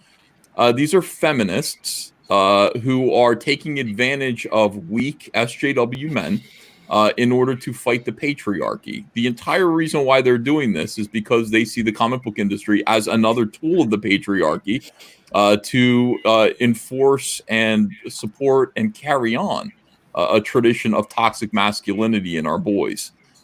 So that needs to be ground to a halt. The first thing that they do is they take these weak men and who care about women. I mean, you know, you look at Max Bemis there, and he's afraid. I think Max Bemis really does care about women. And you've got a screeching harpy bitch yelling at him, and he's trying to do everything he can to say, "I like you. We're cool. I'm on your side." And she takes his weakness and just plunges a dagger right into his dick, like right into his dick hole, like into the urethra. And then it's glowing red. It's glowing red, hot. It's like a hot poker. And then Ethan, she did it and revealed it publicly, and like then it was some kind of a freaking joke. Yeah, I pantsed this man. I pulled down his pants. Yeah, and basically, here it is, ladies. Here's the evidence. I humiliated this man.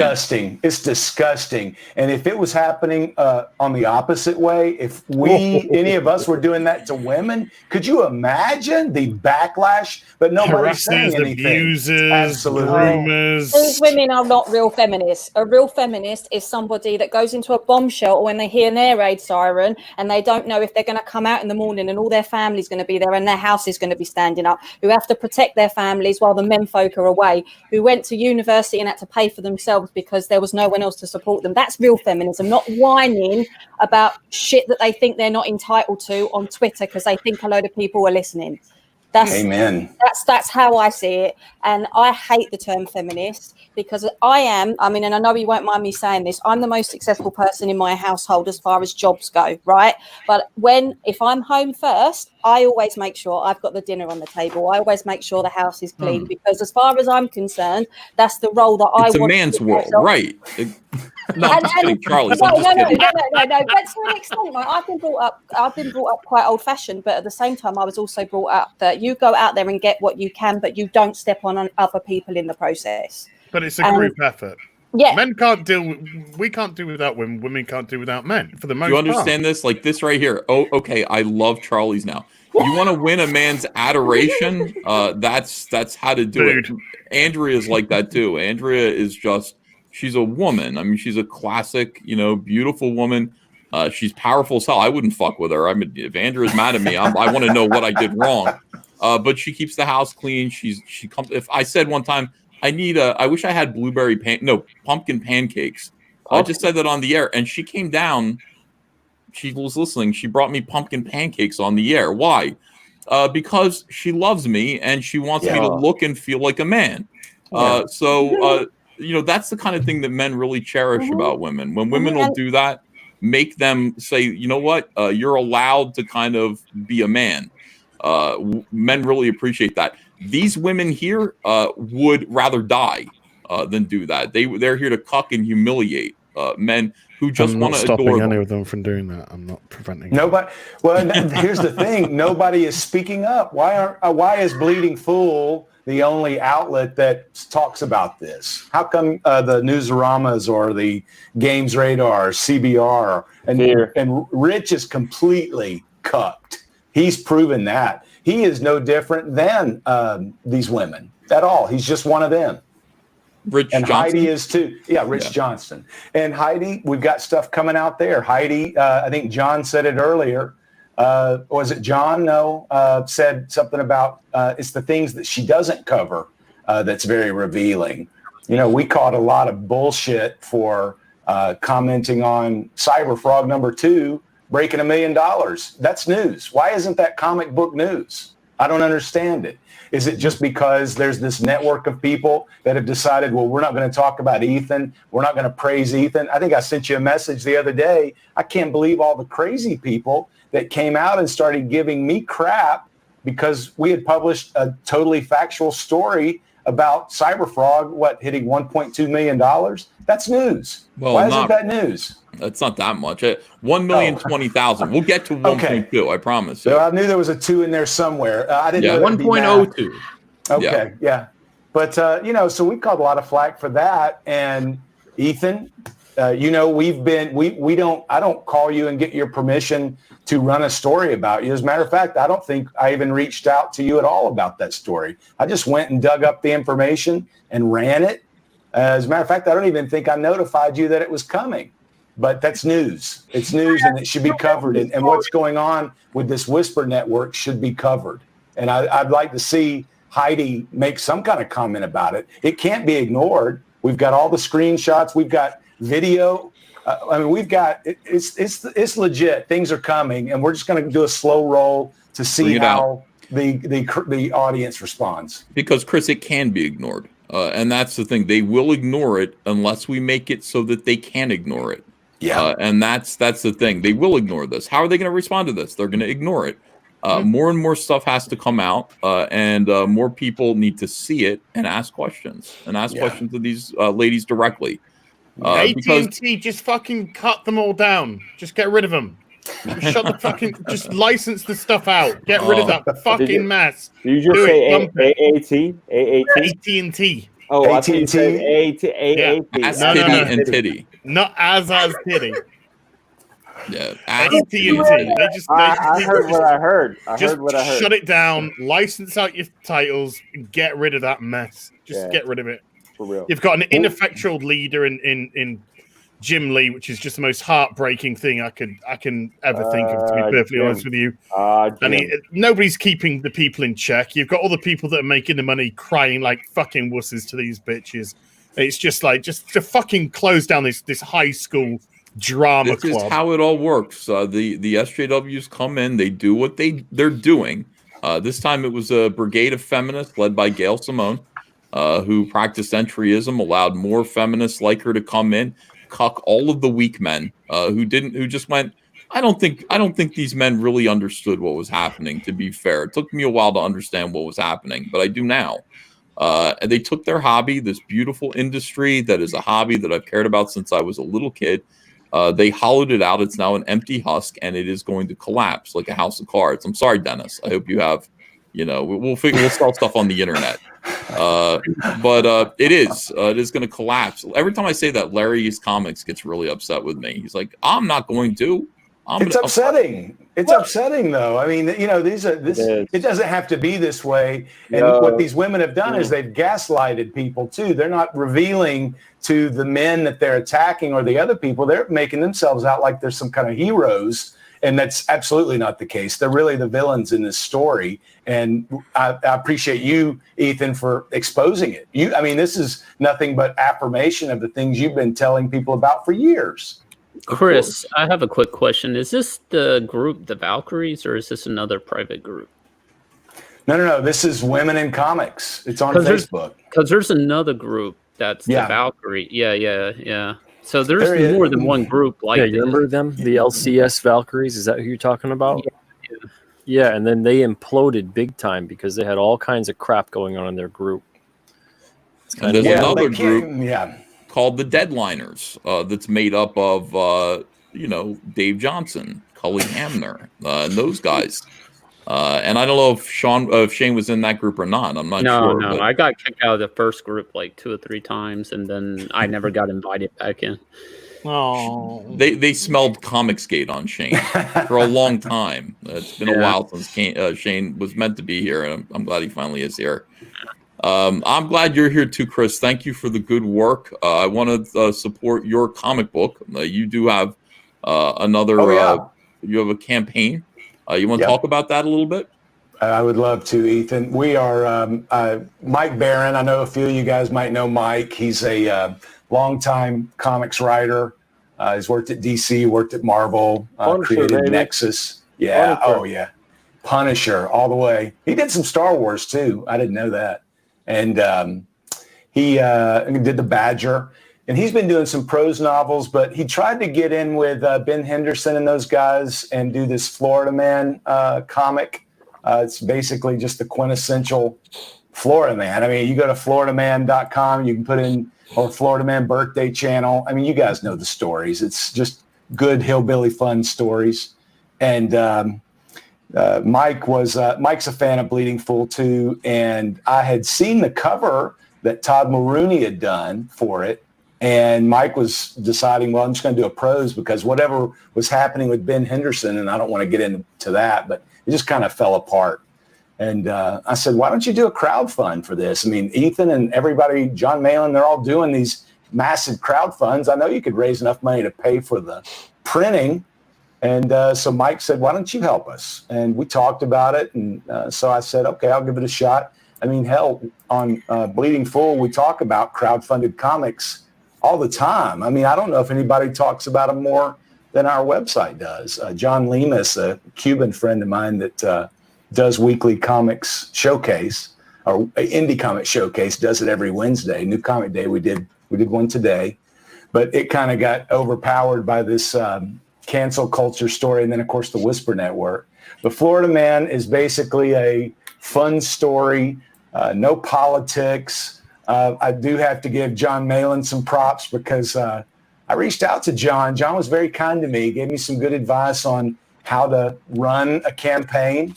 I've been a backer on Graveyard Shift, and he gave me a few minutes of his time, and I followed him mostly to a T. And it's just been, we've had a lot of fun. We're at almost 300%, and we're still going. We got about three and a half weeks left, but it's the Florida Man graphic novel, and it's a lot of fun. It looks funny. It reads funny. Mike's a hell of a writer, 2-time Eisner winner, and I'm just having a good time actually getting to live the experience of what you guys have been cheering other people on. Ethan, you've been so good to the indie comics community, and we're getting a lot of people that are fans of Bleeding Full coming in and checking it out. So, man, it's a lot of fun. It's really a lot of fun to kind of be in charge of your own destiny, isn't it? You know, to kind of be putting your own stuff out there and say, give this a shot, take a look, and back it if you can. So I appreciate all the support you guys have given us. Yeah, absolutely. Good luck. Good luck with this. Guy, looks like you picked up a couple of backers so far. And that's great news. Another one just signed up. Thanks, guys. Awesome. Thank you, guys. Florida Man. And over here, let's just go through the campaigns again real quick. Do as you're told by your boy Zach. Zach's doing great. Every time I talk about Zach, he gets more backers. He needs to come on this show and start talking to people. No kidding. Come on, Zach. Cyberfrog Unforgettable Tales is shipping next week, 1 week from today. So if you don't have one of these books, make sure that you get your copies soon. Graham Nolan's The Chenoo, hit 61,000, which is what we wanted to do. Congratulations, Graham. Yay. Mighty Mascots, the great Keith Gleason. I think it jumped forward. Did it? I missed it. I think it did jump forward. I looked away for 1 second and then I forgot what the numbers were. Yeah, it looks like about 200 or so. Jump 3. Oh, wow. Great. Excellent. So congrats, Mighty Mascots. Fragaboom. Let's get this kick-started here and see if we, not kick-started, but let's get an Indiegogo going for Dan Fraga. I'm sure not everyone has backed this yet. Or have they? They need to. Yeah, and then Cyberfrog Wreck Planet is got refunded. So thank you. Oh, sorry, Ethan. Can I just say a quick thing? I'm gonna be in Black Flag. Is that right? Yeah, Dan is gonna draw me in. So there's an incentive if you want to see something. I'm gonna kill you, dude. Yeah. Okay, you told her. Okay, if you want to see me get killed in Black Flag, back Black Flag, folks. I'm not giving any spoilers, but there's gonna be this very boisterous bald man painting miniatures, and either a big chunk of concrete is going to take him out, or a big gray monster is going to come and rip his head off. I like option number 2. All right, Dan, you were singing R. Kelly earlier. I really appreciated it. Nothing wrong. Hey man, R. Kelly, incredible songwriter. So Black Flag people to see me get killed. Really good at improv too. Did you see him in Ethiopia recruiting young ladies from the stage? I did not. Okay, let's check this out. I got it. Hey girl, do you have your passport? Did you get your docs? Girl, would you like to come back with Rob to America? Beautiful. Wow. Become a sex slave. Piss on your face. You have your passport. Get your shots. Girl, would you like to come back with Rob to America? Oh, this is dubbed as fuck. No, it isn't. It's real. Come on. It's real. You want to come back with Rob? Did you get no chance? Who wants to come back with Rob to America? Live in a sex dungeon. America. I'm taking notes. Yeah, that's again that is how to do it. So beautiful. Yeah, you he's like not him. trying to friend zone anybody. He's not deceiving anyone. He's being upfront. This is the way to woo them. This is how you woo them. You need to get your shots. You need to get your passport, and then you can come back with Rob Kelly to America, where you will live with 16 or 17 other underage girls. He will pee on you and film you, and you will be in an unlit room and become a sex slave. Oh yeah. So get your shots. Get inoculated, man. I didn't know R. Kelly was in the comic industry. Yeah. He didn't take the blood, did he? I mean, the comic industry's bad, but it's not that bad. It's, or is it? Is it that bad? We're going to find out that it is that bad. You got to take a pledge that says I'm not going to rape you. Fine. There's nothing wrong with it. Bleeding Fool has got to get on that and find out if the comic industry, is that bad. It could be. Well, we got to So live in a third world country or let R. Kelly pee on you. What would you do? Sorry, I thought I was muted when I started coughing. No, he's out there all. That was R. Kelly's own little private Live Aid. Frega, remember? Live Aid was for Ethiopia too. Live Aid was awesome. That was good. Piss on me. I'm more of a We Are the World fan, but Live Aid was awesome. My mum and dad were at Live Aid at Wembley. They saw Queen. Hey, Chris. Oh, you're 12, Charlie. You're 12. I remember watching. I'm what, Fragger? Yeah, I said you're 12. I'm 12. No, my parents were there, not me. I know. I get it. Yeah. Yeah. I do look like a 12-year-old, though. I sound like a 5-year-old, look like a 12-year-old. They Kelly's coming for you. Oh God. Oh yeah. And he's got a full bladder. Oh, Charlie's. Shit. Chris, can I ask you a question? Has a telemarketer ever asked you if your parents were home? Oh yeah, all the time. Okay, it's not just me. No, it happens. It happens all the time. All the time. Don't worry. My brother's 11 years younger than me, and people think he's older than me, so it's fine. Not a problem. I got a question for Chris.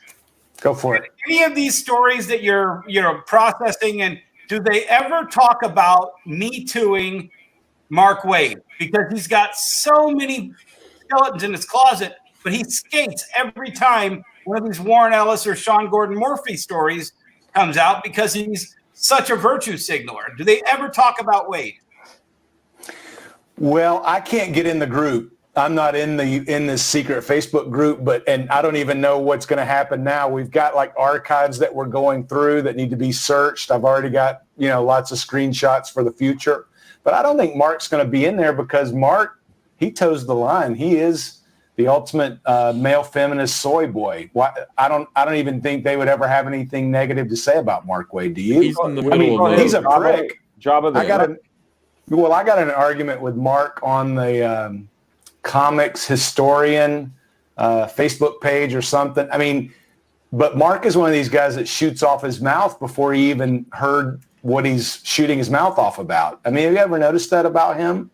That he just responds to however he thinks he heard what you said, and then when you say, no, that's not what I said at all, Mark. Here's what I said, and he's like, oh, I'm sorry, I apologize. Mark he's we all know he's got problems, but I don't think he's on the bad side. 7 or 8 years ago, I brought up that IDW story where they put the over-sexualized Powerpuff Girls on the cover. And I said, dude, this is a kid's comic. What are we doing here? And Mark Wade just jumped the shit out of me. And I was like, okay, why am I the only one saying that it's a little difficult to be putting, sexualized little girls on the covers of comic books here? and he just and I'm trying to explain it to him in, you know, back and forth in the comment section, and he just won't get it, or he won't back down because he's already jumped out and he refuses to back away from the line he already drew. Well, Mark is easy to trip up, and that's why I don't think Mark will come on any of these live streams anymore, because he's very easy to trip up because the way he shoots his mouth off, he says things that are absolutely untrue or indefensible, but he thinks he's being heroic about it. Mark, you know, I don't want to say anything too negative or much more negative than I already have, but Mark's got problems, and I think more people probably know about it than he thinks they do. It's a shame. He's he's a talented writer.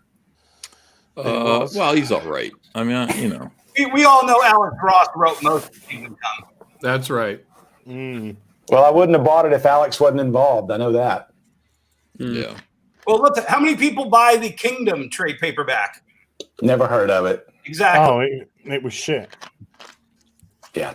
The Kingdom was shit. Kingdom Come was great. Right. When I was doing the research on Cyberfrog 2, I was looking. I also went ahead and took the time to look up the trades and the hardbacks, collected editions, and OGNs that had come out in 2012. Or not 2012, 2020. And No. oh, that's terrible. Come on. That's not it, is it? No, come on now. Give me a fucking break on that. No, that's not it. Is this That should be it. That's better. Hello. Well, they're clearly grown up there. Yeah. very inappropriate? Very inappropriate. I appreciate that example, though. Thank you. I wouldn't mind getting me too'd by one of those. I like the illustration. That's a good illustration. What were we saying? I don't even. Oh, Ethan. So I'm looking at the numbers, and these things are selling $2,000, $3,000, $4,000, and that's it. That's how much these $16, $17, $18, $25 collected editions are earning for the year, for Marvel, for DC, for whatever. And that's when we got in that argument. And Mark Waid's History of the Marvel Universe, pathetic. I mean, it was performing pathetically. I didn't pick it up. It sounded like an intriguing concept. I mean, I like those books that are, you know, historical, or what is that one called? Marvel Universe, you know, those handbooks. Those from the Bronze Age. I love that stuff, but once I knew Mark Waid was on that, and I think Mark's already turned off a lot of people, so maybe that's why the numbers are down. But it doesn't explain why your numbers are up. They just are. Well, I mean, look, I mean, the truth of the matter is that none of these people are actively courting their audiences anymore. I am. I make love to my audience every night. I treat my audience like a woman, the most beautiful woman in the world, and I pillow in the next morning. I bring them flowers. Yeah, I do. That's how you're supposed to find wine. What else? I say, did you get your shots? Do you have your passport? Do you get your tetanus jab, love? I say that stuff to my audience because I love them. I love these people, and they, return my love. So now Mark doesn't do that. Mark doesn't do that at all. Dan Slott doesn't do that. Nick Spencer doesn't do that. None of these guys do that. You have taken, I think you kind of highlighted it. Richard, Zach really highlighted it when he first came on the scene. And some of these other guys, early Comicsgate, OG, were talking about the way these comic pros treated the readers. Any reader that disagreed or any reader that had any criticism at all, it was like, well, burn my comics. Don't buy my stuff. It was kind of a dick about it. A lot of them have been that way, but you're not. I mean, you're an entertainer, Ethan. You got a sense of humor, a quick wit. It amazes me sometimes to watch these things that you'll just come up with something on the fly, and everybody else is just kind of sitting there going, "Oh my God, did he just say that?" So, go to the Kubert School, and bad creators go to the John Byrne School of how to treat fans. Well, I like John Byrne. I mean, I don't like John Byrne personally, but I do like his work. I love his artwork. Holy cow! Oh my God, he's a master. I don't think Ethan gets the credit he deserves, that he's so approachable to his fans and future creators. Because when I got the license for my comic, I was with my fiance, so I didn't have to tell him. He was literally there when I got the email.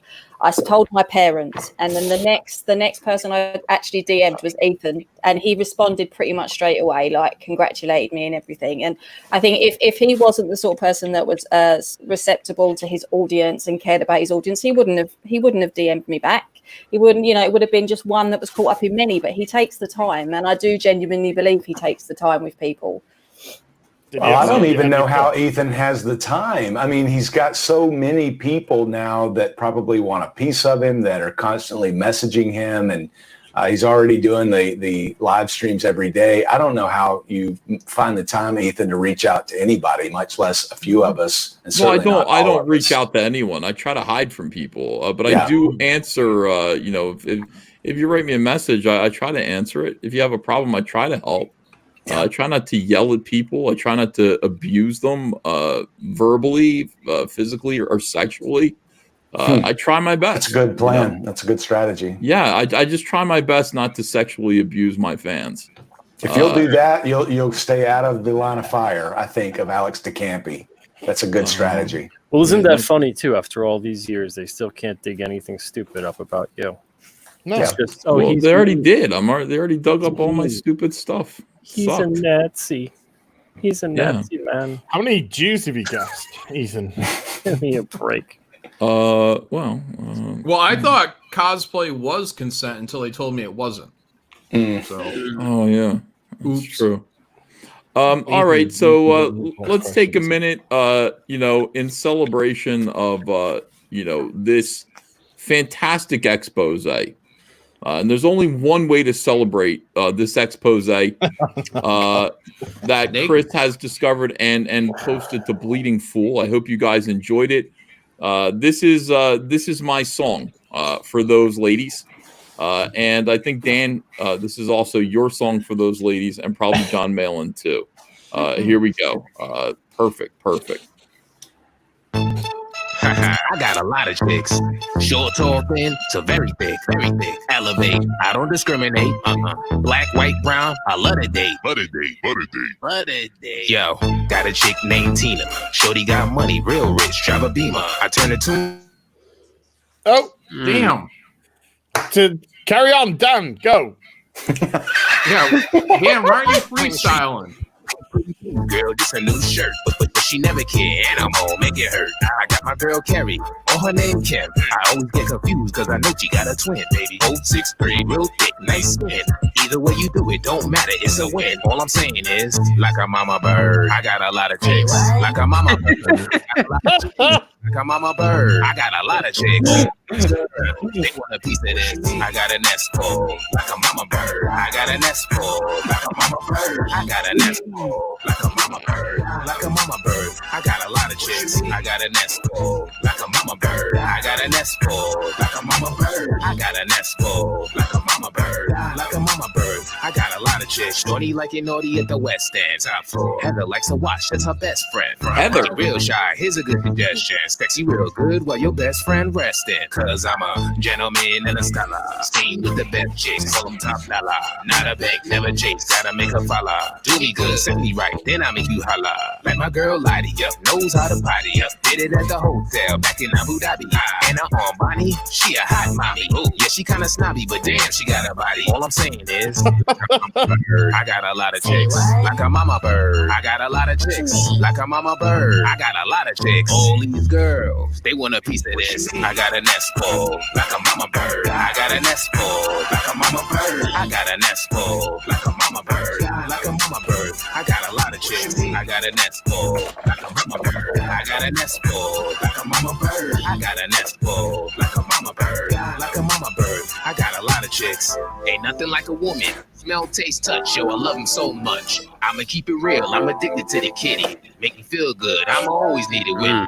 Cuba to Aruba, Denmark to Nepal. Like Ash, baby, yo, I gotta catch them all. I wouldn't say greedy, I would use the word admire. I think they all gems, rose gold, sapphire. It's a damn shame that I lust this much, but you can't blame that I lust this much. I'm all love here, I ain't never with the drama. I like them down to earth, I ain't with the prima donnas. And I tell them, yo, a woman is a woman, I don't care. Like them short cut, bold long hair.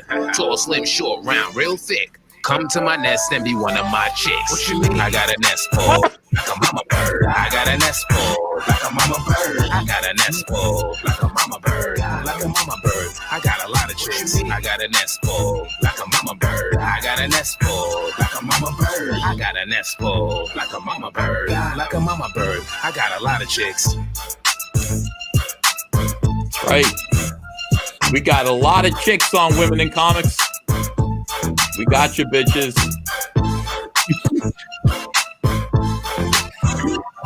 More's on the way.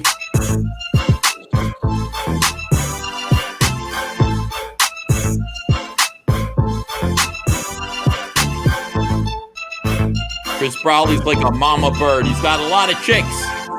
Chicks galore. All right, everyone. Addicted to the kitty. I don't believe Dan missed his opportunity to shine like that. He's still in a world of his own. Yeah, he could have been the hero we needed. Yeah. I needed that that. shit Thank you. slaps. Thank you I for don't know that. what that I means, remember but back it does in it. 1824 when I went to Mombasa. How did he hunting this elephants? whole thing? He loves Flint Flossie. Terrible, absolutely terrible. Well, I want to thank everyone. Let me read the last few super chats here. Like myself, EVS is a generous lover, says Nola Nerd. Hanzo says Mark Wade is someone who probably never got hands put on him, except for probably when he was in a high school setting. I doubt he talked this much crap to people in high school. I really doubt it. Well, he was 8 in high school, so that's the problem. Rhino says I'm shocked at these accusations. The comic book women are making it dynamite. They're the same accusations War Campaign are making it dynamite. I know, it's so weird. Sean Tillman, thanks for $20. He says, what is it with the comics industry living up to the adage life imitating art? These comic bitches thinking they're actual supervillains. Hey, Dennis, mad respect. I wish I were more like you. All you guys rock. Comicsgate for life, says Sean Tillman. Sean Tillman yells at me then. He says, don't you quit Twitter. It's what you make of it. Okay. I make a mess of it. David Smith says, Frega, you just made me want to take a dab. Unhinged Entertainment says, go back. Absolute. 2 weeks left. Superpowers, Samurai, and Aliens. Hail Comicsgate. Kiss, hug, kiss, hug. Strawman, wow. Social Engineering. Buddy Lord says, I have it from sources. The ladies involved in Hippocralypse hate sins of the Fae. So go back on Indiegogo and defy the evil matriarchy. Dark Lord Mad Ruth says, what is the fairest way to pay for pencil and ink? Cash works, but honestly, if you're talking about rates, I've always said you should have at least $2,000 saved up to get artwork for a 20-page comic book. I would prefer you had $4,000 saved up for pencils and inks on a 20-page comic book. But it's up to you, and then you'll get better results the more you pay. Unrelenting Male says, I demand a video on the Whisper Network, EVS.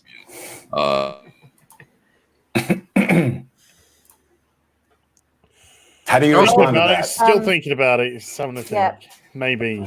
I'm not sure. I'm telling you, I'm going to take this moment. You need a Pulitzer, Chris. No, please. Come on. Thank you. You're too kind. Am I back? Did I disappear? You're back. You're back. You're good. You're good. Gary Bergeron said Superman on Alterna when? I don't know what that means. Superman on Alterna. Never. Pete is Superman. Well. All right. Kenny Jones says, hey, Uncle E, I saw I'm a few days away from my Sal badge, a year supporting your channel. Oh, he says, thank you. It's worth every penny. Keep it up and keep the frog jumping, Ethan. Oh, my gosh. Thank you so much. Yeah, if you've been supporting my channel for a year, you're going to get a Salamandroid badge by your name. That's pretty neat. The Buzz General and the J Team says, ask Cecil to get out of my bed. We've cuddled enough. Nolan Nerd says, EVS, how is Peregrine Wings of the Falcon doing? That's a great question. Let me take a look at it as soon as I'm done these next three. Sean Tillman says, here's $5. Here's $5 on another Flint Flossie jam. Get this man for the Fans Fest and on a comic. Not a bad idea. Plan 9 Good Time says, Chris, give us some info on Becky Cloonan. Becky Cloonan. Okay, we'll look into it. Mm-hmm. Max Santiago says, Comicsgate Justice League. Carajo. What's Carajo mean? Does anybody know Spanish? My guess would be like bravo or good or something like that, by the way. Bugs Rocco. It doesn't mean like pussy or something, does it? Or that's pendejo. No, that's penis. Pendejo. What? What'd I say wrong? Yeah, we're sketch therapy. We need sketch therapy in here. All right. Let me see here. Let's look at Peregrine, Wings of the Falcon, which, by the way, is a whoa. Holy cow. Peregrine Wings of the Falcon at $42,395. Congratulations. Beautiful. Yeah. Good stuff. I backed that. We're trying to get to 1,000 backers so that Ooh, yeah. Mike will recognize us as a legitimate comic book. I backed your book. I backed it. It's beautiful. This is a million times better than anything Mike has ever even dreamed of doing. I needed that Preston cover. That Preston cover is just delicious. Yeah, smoking. All right, back Peregrine, Wings of the Falcon, guys. Graded 0.5 crew, including Fizz Giggity. Make sure that you do that. Florida Man, graphic novel. Chris Brawley's. Is it Brawley or Braley? It's Brawley. Thank you. Chris Brawley's campaign. Support this. He's picked up quite a few more backers. $20,962. Congrats. Thank you. Let me see if I've lost more money on my campaign. Refunded. Nope, I got my money back. Attaboy. Yeah, I was getting nervous. Fragaboom, Black Flag is it's still at 170, 747. Mighty Mascots with Keith Gleason is jumping up a little bit, $12,854. Graham Nolan's The Chenoo, doing great, $61,185. Cyberfrog Unforgettable Tales. Thank you guys. Wow, what? Still did good tonight. $201,604 tonight. Do as you're told, your boy Zach. Let's go. Oh, we did it again. Fantastic. Thanks for backing all of these comics. Thank you for backing Comicscape books. Can I just add, Ethan, my mailing list has gone up to 465 people on my list now. That is great. That is great. I'm really, really excited about that. 465 people have signed up to my mailing list. Will you tell people about your mailing list? Yeah, if you sign up to my mailing list for my comic Charlie's London from East Lane to the Limelight, you will get a beautiful free foil trading card. The comic goes live on the 16th of October, and it's about how the life of a young Charlie Chaplin affected his life and art and the things that would shape out one of the most famous characters that we have in cinematic history. Love Charlie Chaplin, and congratulations. It's going to be a great book. Thanks, everyone. Yeah, that's right. We close out on RT Bear saying Comicsgate rocks. What a person to say. I 100% agree. Chris, will you come back with your next installment? Yeah, I'd love to. Sure. I'll let you know when it's coming. I'll give you a heads up, and you can just let me know when you can squeeze me in. Sounds good. Thanks, everyone. Have a great night, and we'll see you again tomorrow for another video. Adios. Thanks, guys.